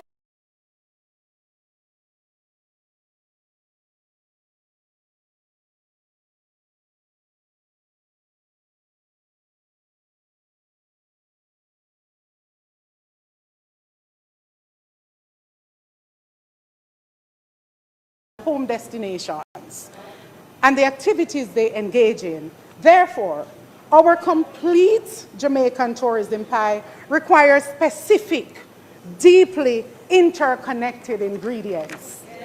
Madam Speaker, the ingredients include the travel component, which rely primarily on international airlift, but also our cruise shipping gateways, the accommodations, ranging from the multinational all-inclusive resorts to our local boutique hotels, guest houses, and community short-term rentals, such as Airbnbs. Thirdly, Madam Speaker, the culture and entertainment, the unique experiences, our world-class music, heritage, our food, and the general way of life that draw people to our shores. Fourthly, Madam Speaker, one must not forget the production linkages, the local farmers, manufacturing plants, and our entrepreneurs in the creative sector. Finally, Madam Speaker, the human capital, the foundational bedrock of the entire operation is the moment of truth when our visitors interact with our hospitality workers, transport providers, our Juta, Jekyll, and Maxi drivers, our craft vendors. Madam Speaker, the linkages agenda was built on a simple premise. Jamaican tourism should generate Jamaican prosperity. The evidence before this House today shows that this premise has not been fulfilled. Madam Speaker, as far back as 2016, Minister Bartlett used what he termed as a tremendous opportunity for trade that could be as high as 56 billion annually, and that's Jamaican dollars for processed foods, 5.3 billion for fruits, and 1.6 billion for vegetables. Madam Speaker, the minister stated that annual leakage in the manufacturing sector is estimated at some $65.4 billion as the total annual expenditure by the tourism sector on manufactured foods. Madam Speaker, the minister committed to working closely to local suppliers to help them overcome the constraints that may be preventing them from benefiting from formal tourism sector, such as inability to supply in large quantities, lack of consistency of supplies, and poor quality of products. He went on, Madam Speaker, promised that his primary objective was to reduce imports and plug the economic leakage. Madam Speaker, that was a decade ago. That must be the 10 he was talking about at Kimberly Hotel in New York City. Far from reducing the leakage, the demand for fruits and vegetables in our sector has exploded to a staggering 67 billion Jamaican dollars, and processed foods have shattered all barriers to hit $115 billion and are still being imported from overseas wholesalers. Madam Speaker, foreign-owned mega resorts imports its fruits and processed meats from overseas wholesalers, while hard-working farmers in St. Elizabeth, in Hanover, watch their crops rot in the field. The very imports he specifically named and promised to eliminate have skyrocketed under his watch. Madam Speaker, our national food import bill has hit an all-time record high, $1.46 billion US. He promised to fix the leakage. The leakage is now a flood. Then 10 years, one promise, 0 results. Madam Speaker, Minister of Tourism announced strategy to grow the tourism industry with a 5-pillar plan. Chief among this was tapping into new markets, and the multiple destinations have lamented on Jamaica's overdependence on North America. In 2019, COVID-19 pandemic, he highlighted one basket vulnerability. His words, this, Madam Speaker, we cannot put all our eggs in one basket of North America. If that market sneezes, Jamaica catches pneumonia. True economic resilience demands that we open direct paths to the south and across the Atlantic.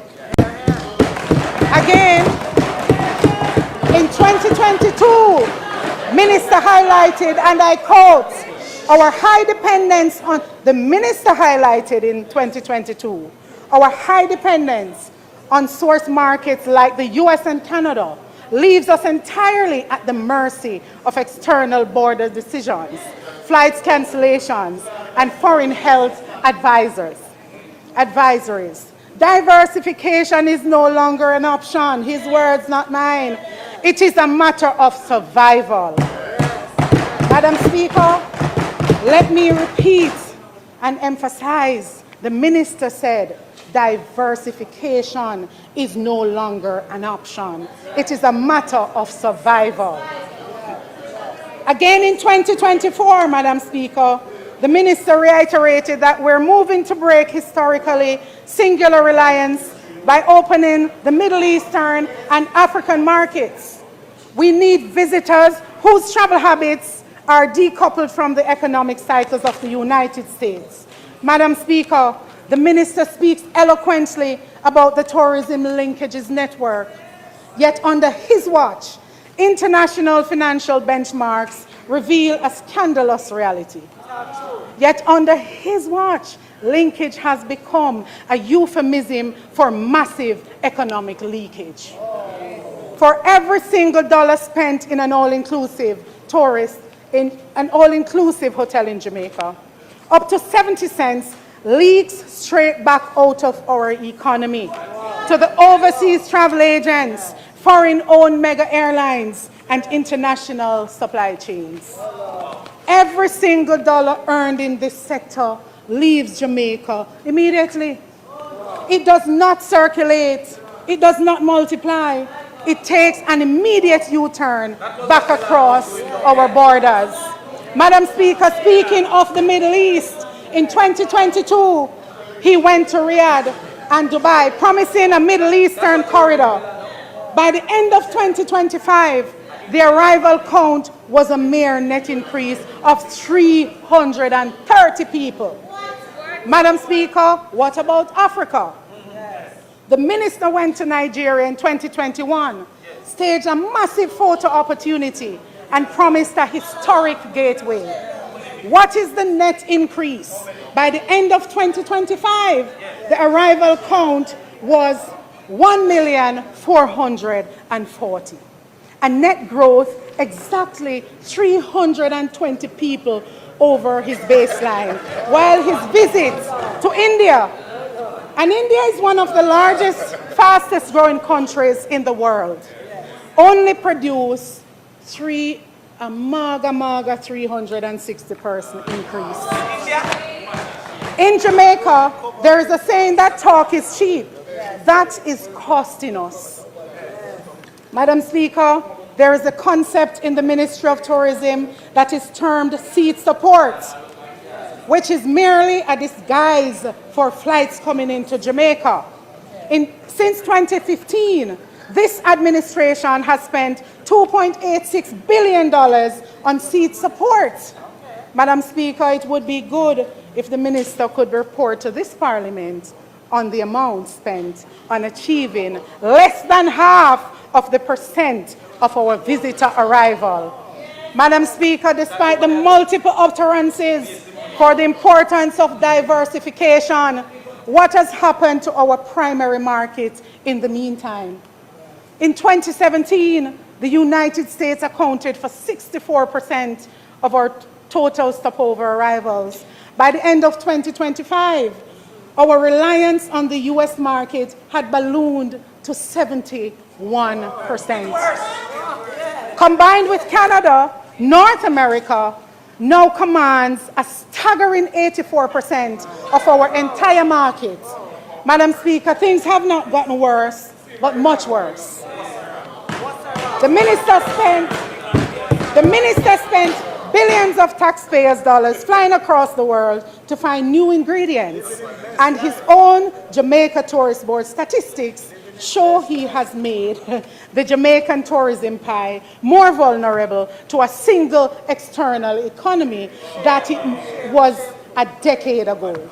Madam Speaker, the minister is completely silent on our cruise shipping sector, because the reality is an absolute embarrassment to this administration. He has made statements claiming that the cruise sector lives up to expectation, but the only expectation that has been met is his expectation that nobody would check the math. Let us unmask the numbers. In 2019, before the pandemic, Jamaica welcomed 1,544,233 cruise passengers to our shores. That was 2019. Fast forward to the end of 2025. Jamaica finished the year welcoming 1.1 million 361,000 cruise passengers. Madam Speaker, our cruise sector has declined. Madam Speaker,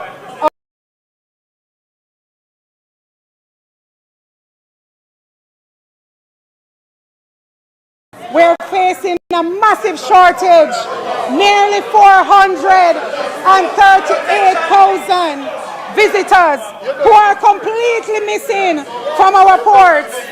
Madam Speaker, I seek protection.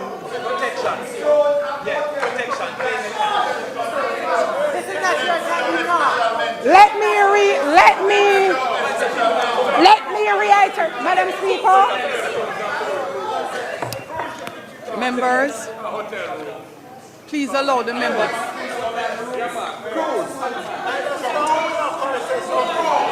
Just up my time.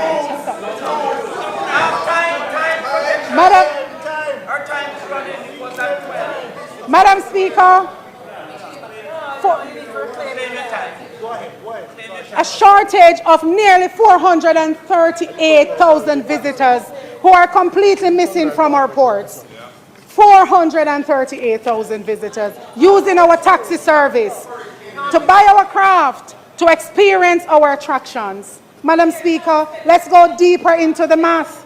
Government's inability to reclaim cruise market share has cost our tourism practitioners over $3 million in passenger opportunities. An assumption that $10 spent per guest would mean that the economy would have lost $30 million and 4.5 billion Jamaican dollars. Madam Speaker, could it be that I am making an unfair critique of Jamaica's tourism minister? It is the global cruise industry has not rebounded since the COVID-19 pandemic. The answer, my colleagues, on the other side is a resounding no. Global cruise volume has skyrocketed to an all-time high of 37.2 million passengers, a 25% global expansion over 2019. Further, Madam Speaker, could one say that the Hold on, member. I've stopped your time. Could you please take your seat?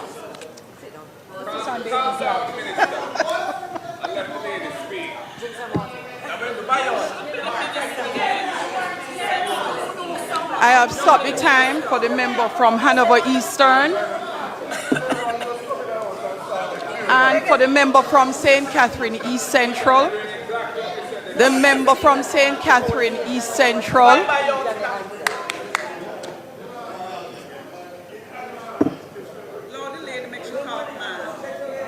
I am calling to the member from St. Catherine East Central.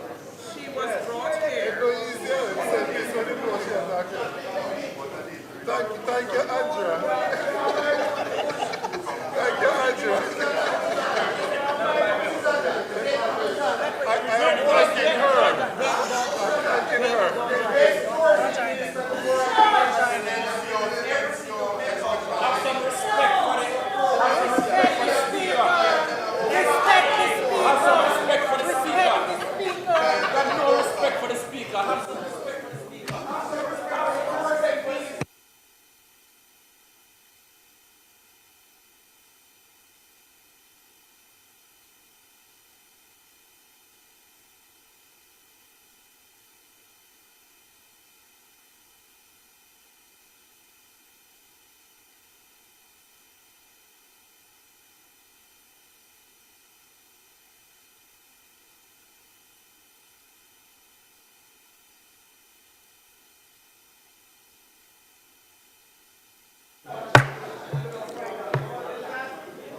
Members, for those members who seek the protection of the Speaker, it would be perfectly in order for the person on their feet to ask. The Speaker will not take instructions in respect of protection from other members of the House. So, member, you are guided to address the Speaker of the House yourself.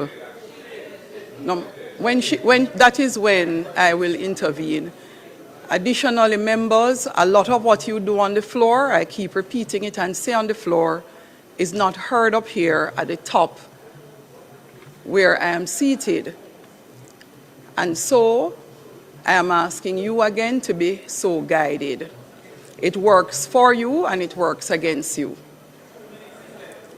There is no additional time left because I have asked that the clock be stopped to address the disturbance of the member on her feet. Now, members, when the disturbance comes from the opposite side of the house, unless the individual is very close to the mic or very loud, the only place they are causing disturbance is in this house. It is not heard outside, all right? Now, members, those who are in closest proximity to the mic, your disruptions are heard far more loud on the media. I will not repeat this because I'm sure enough persons are seated in the house, and I suspect this is not my first or second time saying this. Members, I'm going to ask you to allow the member from Hanover Eastern to complete her presentation in silence as is required by the standing orders of this House.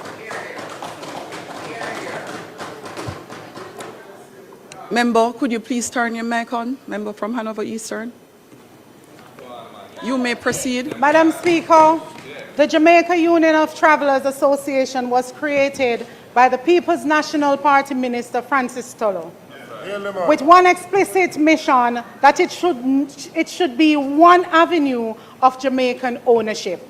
Together with Jekyll and Maxie, they represent generations of Jamaican families who built their livelihoods on tourism transportation. Madam Speaker, these local grassroots ambassadors are being systematically displaced. This government has allowed major hotel operators to establish their own in-house transportation companies, systematically cutting out Juta and Jekyll operators. Many all-inclusive properties, foreign companies control transportation, while local drivers still pay parking fees to access compounds. The all-inclusive model is a vertical integration machine. The room, the food, the entertainment, the water sports, and now the vehicle, all under one foreign corporate umbrella. It is colonization all over again. The structure ensures the bulk of tourism revenue never touches Jamaican soil. Madam Speaker, during my tenure in hospitality industry, 14 of them were inside the vacation club segment. I speak from personal and professional experience. There are approximately 20 vacation clubs across 15 hotels in Jamaica. The majority Spanish operated. This segment generates approximately 150 million US dollars every year. And the Jamaicans were strategically kept out of management of every single one. Every project director expatriate, every sales director expatriate, paid in US dollars and Mexican pesos in Jamaica. Jamaican professionals on the sales floor generating the revenue, demonstrating the competence, while foreigners held the titles and collected the US dollar denominated salaries. But the indignity does not end there, Madam Speaker. It is compounded by a practice that is as insulting as it is deliberate. Many of these Jamaican professionals, the ones deemed unworthy of the director title, are routinely used to train the very expatriates, who are then placed above them. Jamaican knowledge, Jamaican expertise, Jamaican institutional memory transferred, extracted, and handed to a foreign national who arrives knowing less, earns more, and leaves with everything the Jamaican taught them. And there is something still worse. Madam Speaker, this is a serious indictment on the Ministry of Labor. as many of these directors do not arrive through the conventional recruitment process. They arrive as vacationers, checking into the very hotels where they will manage the club. Within approximately 2 months, they are granted work permits for jobs that qualified Jamaicans are demonstrably capable of performing. They come as tourists, they stay as directors, and the work permit that should have gone to a Jamaican is issued in 2 months to a vacationer who never left. Meanwhile, the Jamaican working beside them are hired on short-term contracts with mandatory contract breaks and deliberate interruption of continuous employment to prevent them from accumulating the rights and the permanence that Jamaican labor law would otherwise guarantee them. The expatriate gets the work permit. In 2 months, the Jamaican gets the contract break to ensure she never becomes permanent. Madam Speaker, in December 2025, I wrote to the Minister of Tourism 7 specific demands on behalf of the workers facing a year without income. The Minister's response, silence. When Hurricane Melissa struck, hotel operators projected 120 days closure. 6 months mortgage moratoriums were granted. That was the plan. Then the plan changed. Hotels announced reopening in August, in October, in November. 9 months, 12 months. But the moratorium remained at 6 months. Make it make sense. Madam Speaker, in the aftermath of Hurricane Melissa, the Tourism Enhancement Fund launched the Tourism Housing Assistance Recovery Program known as TARP, a program that promised to aid tourism workers affected by the storm, workers whose homes were damaged and destroyed while they were on the job serving Jamaica's visitors. A promise was made. Let me tell this House what that promise looks like in practice. We are now 9 months into yet another hurricane season. 9 days rather. 9 days for my perfect ones on the other side. 9 days into a new season. From my office, 30 names were submitted. Tourism workers from Eastern Hanover, men and women who lost roofs, lost walls, lost everything. To date, 3 have received assistance. The government is supposed to give them, not me. 3 out of 30. From the office of the Member of Parliament from St. James Southern, 20 names were submitted. 1 person has received assistance out of 20. Madam Speaker, among those names, still awaiting is a cost control clerk, a woman, a mother, a family of 3. She did her job. She kept the records, balanced the books, held the hotel's accounts together. And when the storm passed, she had no home. I have to shout if noise has been made on the other side. Today, Madam Speaker, the woman is sleeping in her car, in cups. Check me after this presentation. Her family of 3 living under a tent, waiting for a program that carries the name of the very industry she gave her time. Waiting for government that promised to see her, waiting for help that has not come. Madam Speaker, I asked the Minister directly, what is the status of the THAR program? How many applications have been processed nationally? How many workers have received assistance? What is the total disbursement to date? And what is the timeline for honoring the commitments made to hundreds of tourism workers still waiting? These are men and women on whom this entire industry depends. They welcome visitors to our country paradise. They smile through the exhaustion. They serve with warmth and professionalism. And then they go home to a living nightmare. Damaged walls, leaking roofs, mold spreading where the floodwaters came in. And the pattern is deliberate. Long-serving employees, 18 years of service, are summoned to human resources departments and told to go home or face redundancy. While they sit at home, though, contract workers are deployed to those same properties. We need an intervention. This is not a coincidence, Madam Speaker. This is a strategy. Hurricane Melissa has been used as a pretext to casualize Jamaica's hospitality workers. 3 months contract, no security, no redundancy protections, no dignity. Michael Manley gave dignity to Jamaica's workers. What this government's silence is enabling is the dismantling of everything he fought to establish. Tourism workers deserve transparency on hotel opening timelines, mortgage moratoriums extended to match actual reopening dates, and ministerial oversight of every redundancy process in this sector. Yes. Madam Speaker, Brand Jamaica is nothing without her music. It is history, resistance, joy, and the healing wrapped in rhythm. Reggae is Jamaica's greatest cultural export. Yet, Madam Speaker, there is a painful irony. When visitors check into most all-inclusive hotels expecting the soul of Jamaica, they find imported overseas performers, while our talented, gifted entertainers are idle at home, displaced in their own country, watching foreigners profit off a sound their ancestors created. Madam Speaker, this is cultural exploitation.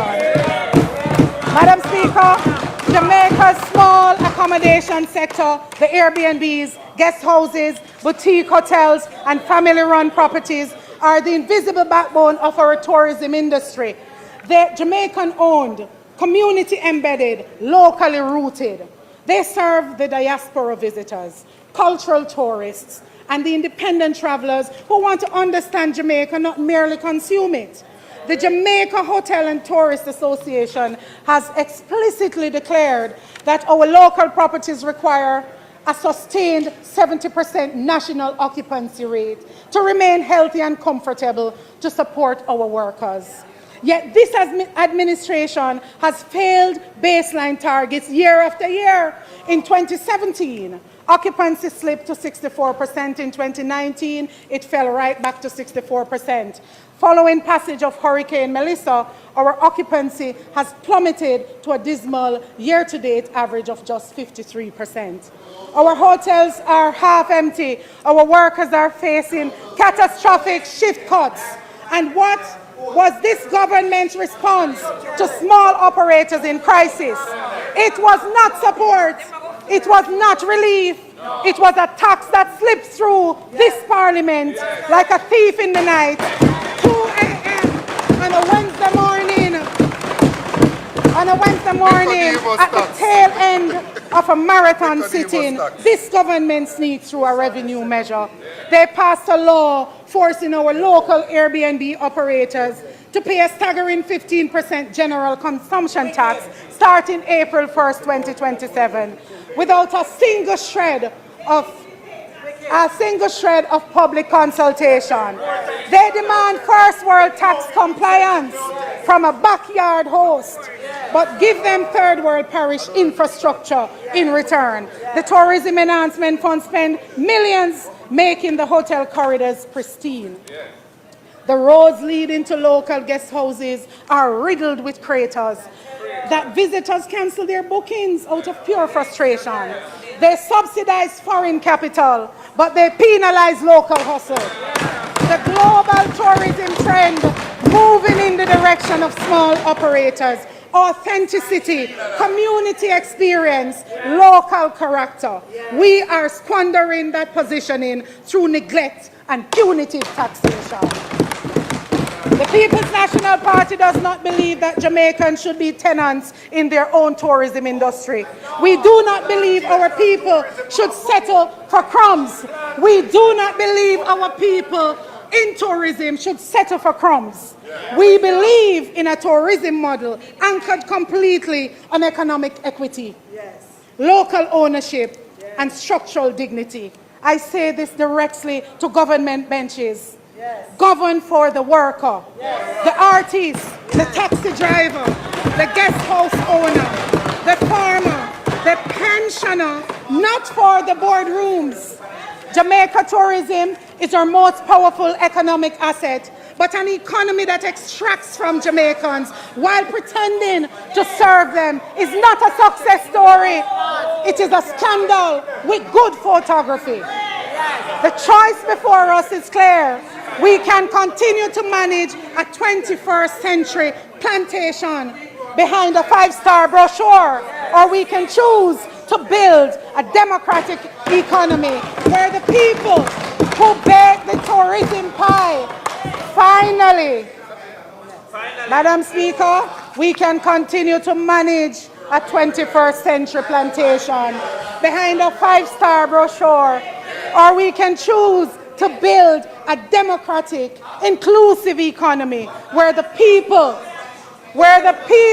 who bake the tourism pie finally get an equitable slice. Jamaica stands at a crossroads. The long-serving employees in month 9 are watching. Jamaica deserves better. They deserve better. And this parliament must deliver.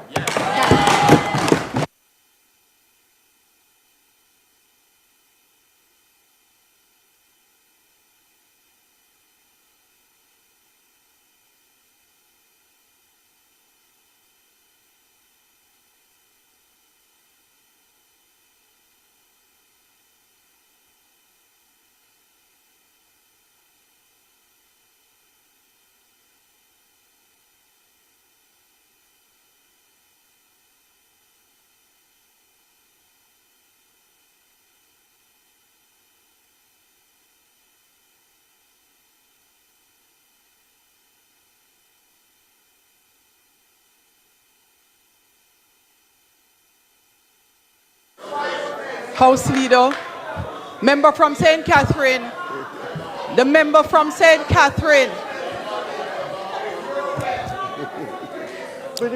member from St. Andrew West. Mine?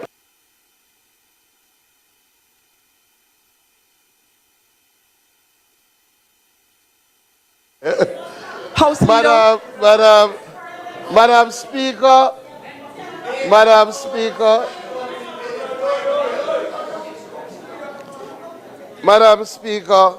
let us firstly thank the Minister in charge of land titling and settlements for an extremely substantial presentation, right, short and to the point. I want to commend the member from Hanover Eastern for her first presentation.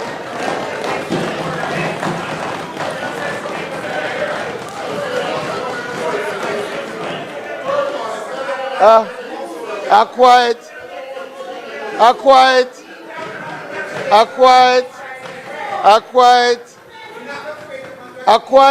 fiery presentation. I am very sure the Minister of Tourism will respond next week when he speaks appropriately.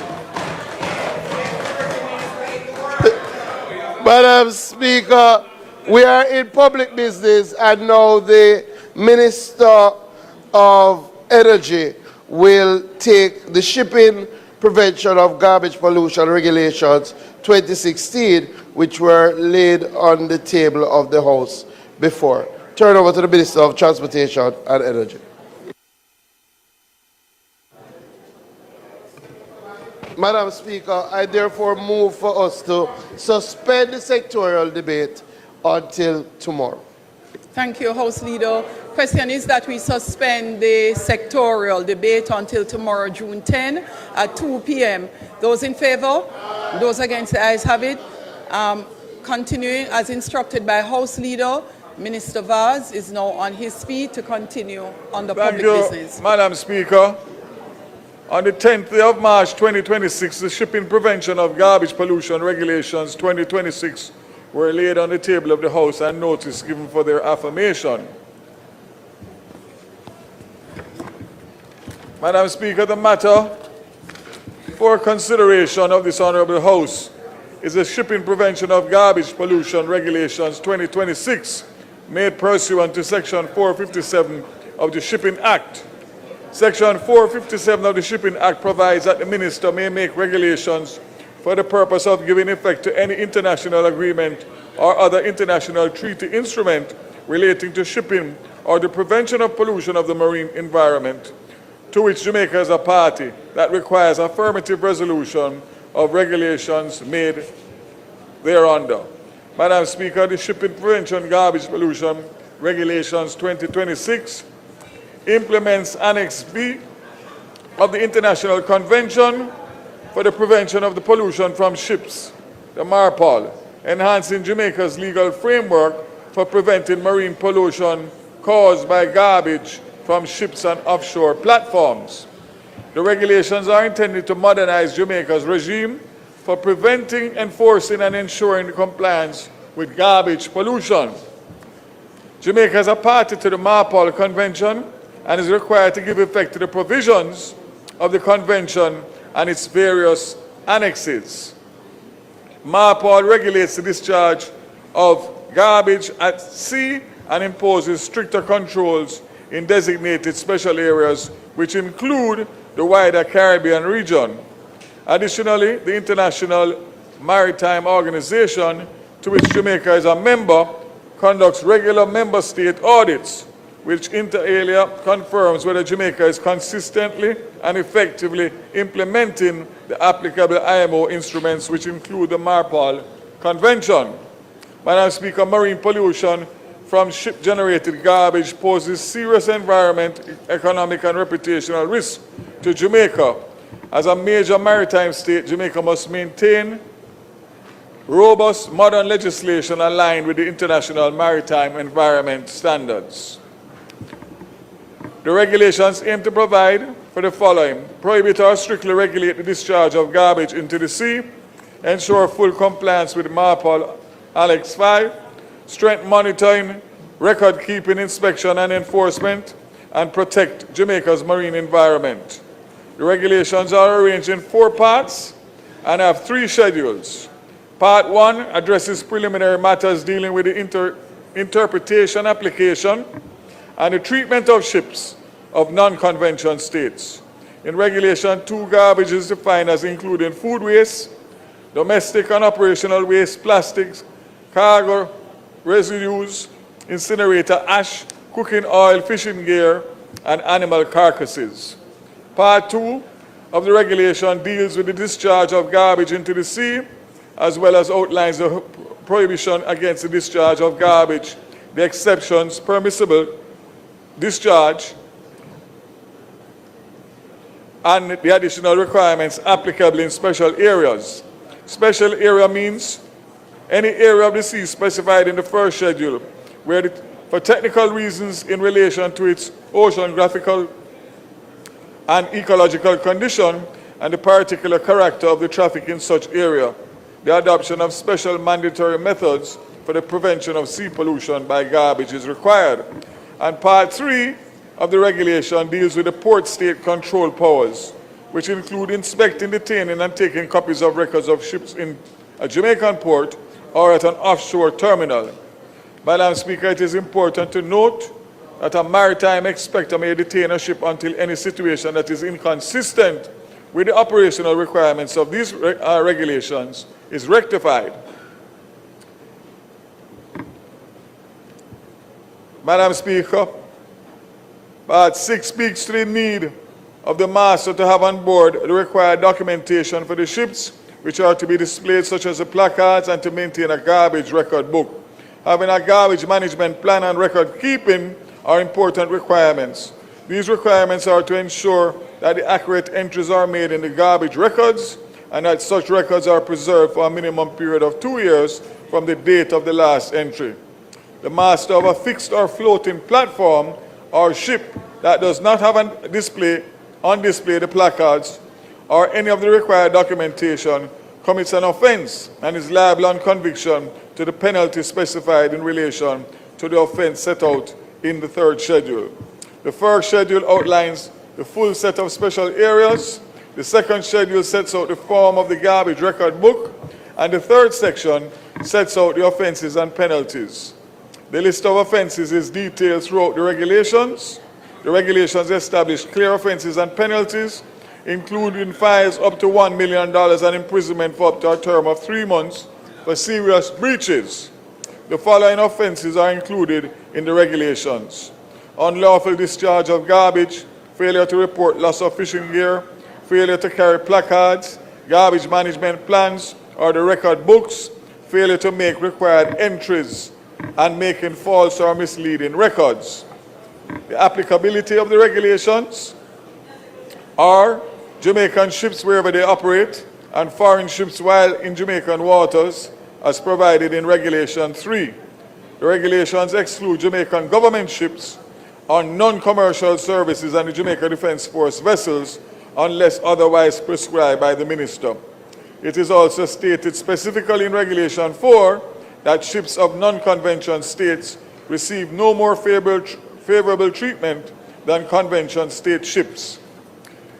Ship 12 meters or more in length and offshore platforms must display placards outlining garbage discharge requirements. The placards are required to be in working language of the ship, and for Jamaican ships they should also be in English. A prohibition on discharge of garbage is dealt with in Part 2. In Regulation 5 and 6, provision is made that if garbage is contaminated with the substance that is addressed by another annex of the Marpol Convention, and the annex imposes more stringent discharge requirements, the provisions of the annex will apply instead of the present regulations.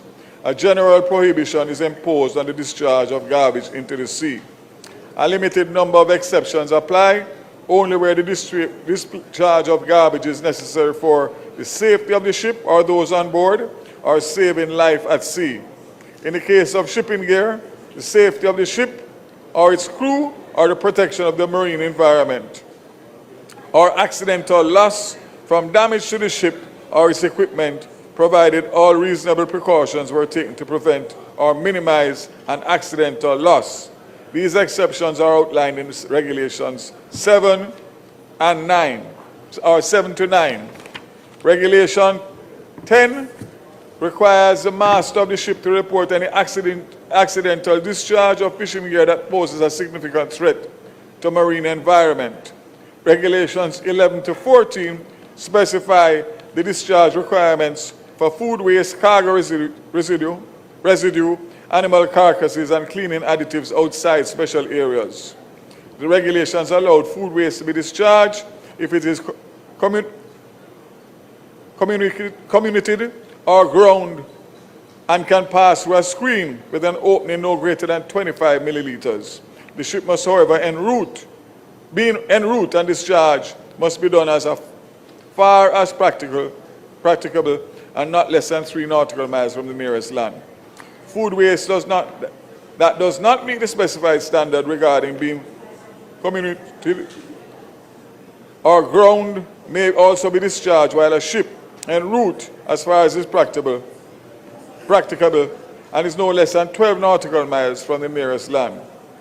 Cargo residue may also be discharged when a ship is en route and as far as practicable and no less than 12 nautical miles from the nearest land.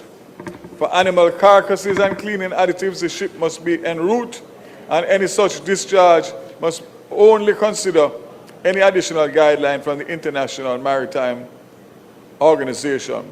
Regulations 15 to 18 specify the discharge and requirements for food waste, cargo residue, animal carcasses, and cleaning additives in special areas. Stricter discharge standards apply in the designated special areas, which include the wider Caribbean region, Mediterranean Sea, the Baltic Sea, and the Antarctic Sea. Regulation 19 speaks to port state control and enforcement. It specifies that the port state control inspectors appointed under the Shipping Act 1998 may board and inspect vessels in Jamaican ports and offshore terminals. Where necessary, ships may be detained if the crew are unfamiliar with the pollution prevention procedures. The general port state control provisions of the Shipping Act have been incorporated, including the power to request a police guard for a detained ship. Regulation 20 deals with placards, and Regulation 21 with garbage management plans. These regulations set out operational compliance measures to ensure effective implementation.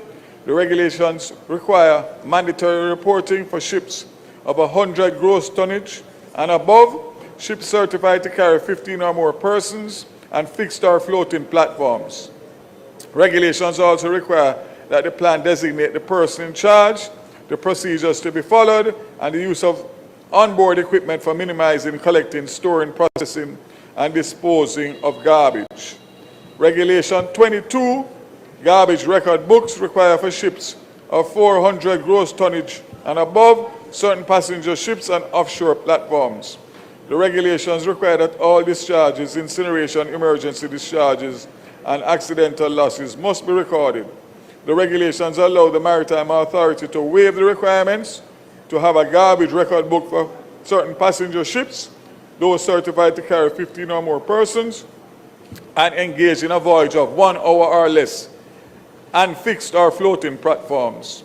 Regulation 24 to 26 outline the types of entries to be recorded in the garbage record book, which are also specified, and this includes emergency discharge and accidental loss of garbage.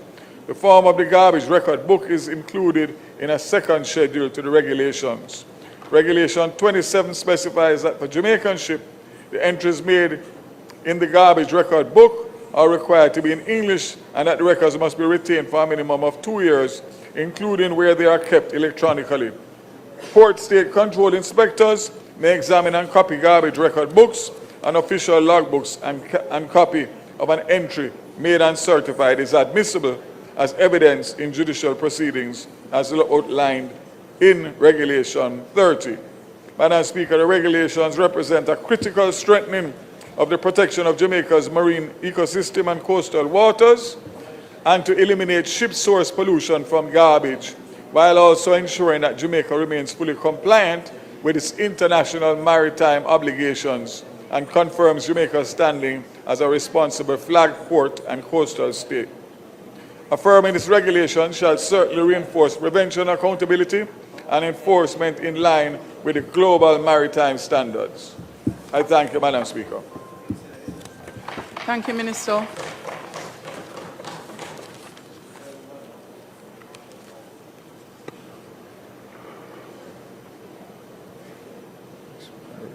Anybody? Yeah. Member from Manchester Northwest. Thank you, Madam Speaker. Madam Speaker, we have no objection to what is being tabled here today. Just to say that we have been taking quite a while to, after making amendments to the Principal Act, Minister, the regulations taking some time to come. And it acted... Sorry to disturb you. Minister, could you turn your mic off, please? Thank you. Go ahead, continue.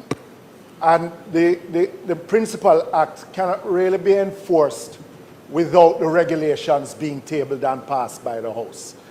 Madam Speaker, while looking at the regulations here being tabled, the question I would really ask is if we are really prepared for the enforcement of all these regulations that we are now tabling, Minister, in ensuring that ships entering our waters are actually being monitored, and if we have enough personnel to basically enforce the laws of our land. Or is it that we are just doing these regulations and amendments to meet international shipping,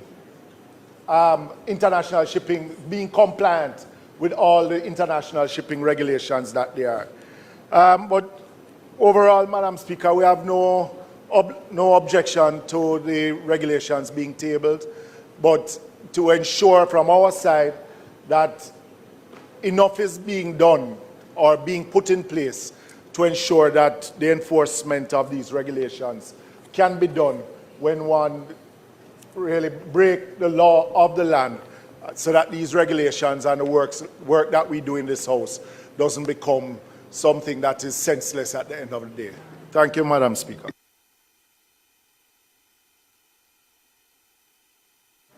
Minister.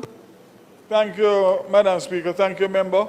What you have noted is, what you have mentioned is noted. And just to say that I have full confidence in the Maritime Authority Board and Management. And of course, as you know, Jamaica sits on the IMO.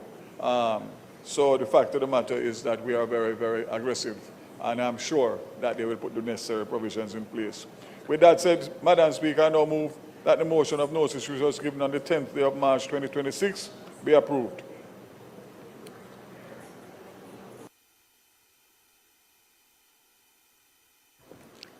House, the question is that the motion be approved. Those in favor? Those against? The ayes have it. House Leader.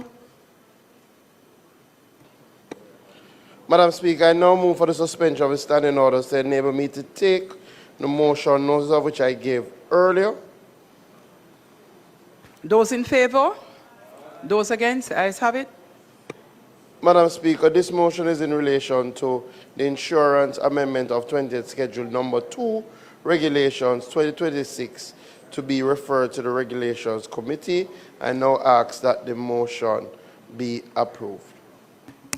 Those in favor? Aye. Those against? The ayes have it. House Madam Leader. Speaker, I now ask for the recommittal of notices of motions given orally.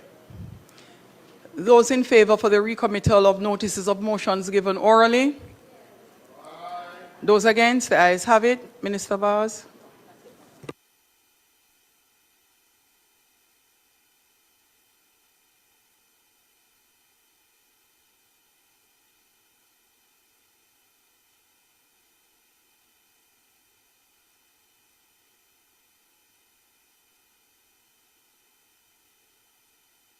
Hold a moment, Minister.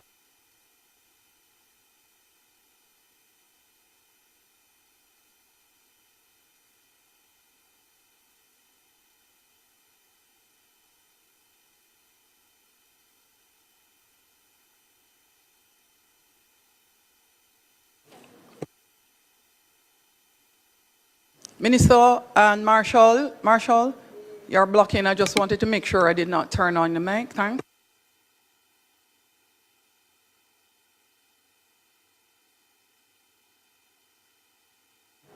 Minister, going to turn your mic on now. Thank you very much. Thank you very much, Madam Speaker. I beg to give notice at the next meeting of the House. I'll move to introduce and have read a first time a bill shortly entitled the Civil Aviation Amendment Act 2026.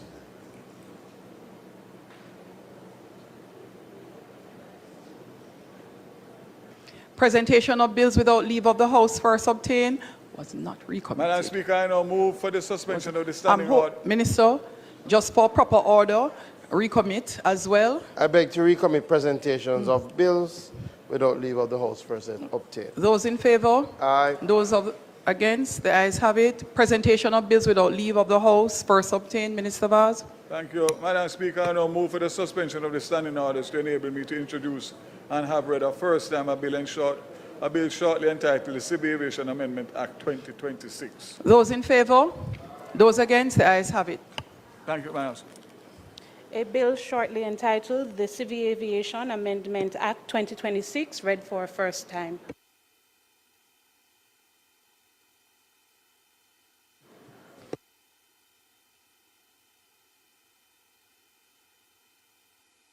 Minister Vaz. Notice for second. Madam Speaker, notice for second reading.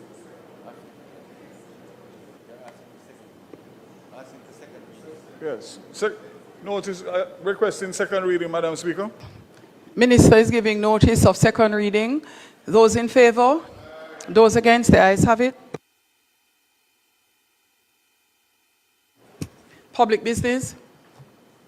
Madam Speaker, it's not intended to do any further business today.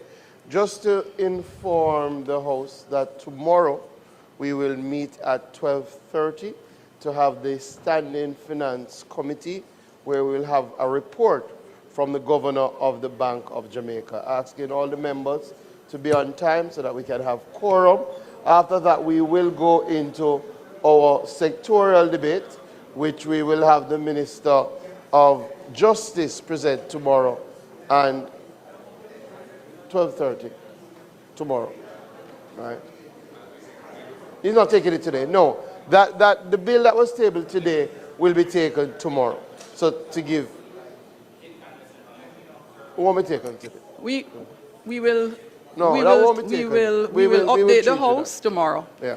So I ask that the House be adjourned for tomorrow at 2 p.m. For tomorrow at 12:30 p.m. 12:30. No, the House. Members, the question is that the House do now adjourn for tomorrow at 2 p.m. for the regular meeting of the House. Those in favor? Those against? In addition, members are asked by House Leader to be here at 12 o'clock so that at 12:30 we are able to proceed with a meeting of the entire House, that of the Standing Finance, in respect of reviewing the BOJ report, which is critical. Please be so reminded.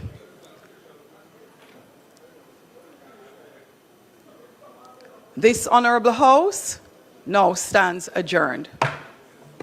We have just have a live broadcast from Garden House of the sectorial debate. Join us tomorrow at 12 noon, that's 1 p.m. U.S. time, for a live broadcast of the Standing Committee of the Houses of Parliament in Jamaica. Join us later on at 7:30 p.m. U.S. time for an exciting episode of the Make We Talk program. I'm Jeffrey Tavares saying so long. Until you hear my voice again, remember to like, share, and subscribe to the Make We Talk YouTube channel. For those on TikTok, continue to like up the live feed on TikTok. Continue to give us some gift over there on TikTok. Join us later on this evening at 7 p.m. U.S. time. That's 6 p.m. Jamaica time for an exciting episode of the Make We Talk program. We're continuing speaking about the power outages in Jamaica. You see, Minister Vaz was in the Parliament today, and he did not address the whole thing of JPS. We're going to dig deep in it. Until then, I am Jeffrey Tavares saying so long. May God bless you. May God bless our island home, Jamaica land we love. Good evening.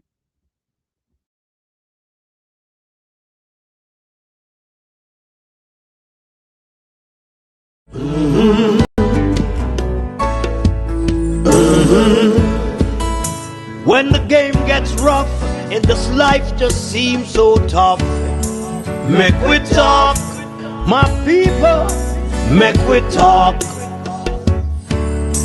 When this town becomes an ugly place, don't let it erase the smile from your face. Make we talk, people, make we talk. Conversation is the key, a guiding light for you and me. Spark a talk and you will see. Conflict solver A to Z. World leaders master the art of self-defense just by talk. So people, make we talk. Hey, we're living in a world that on ourselves we must depend.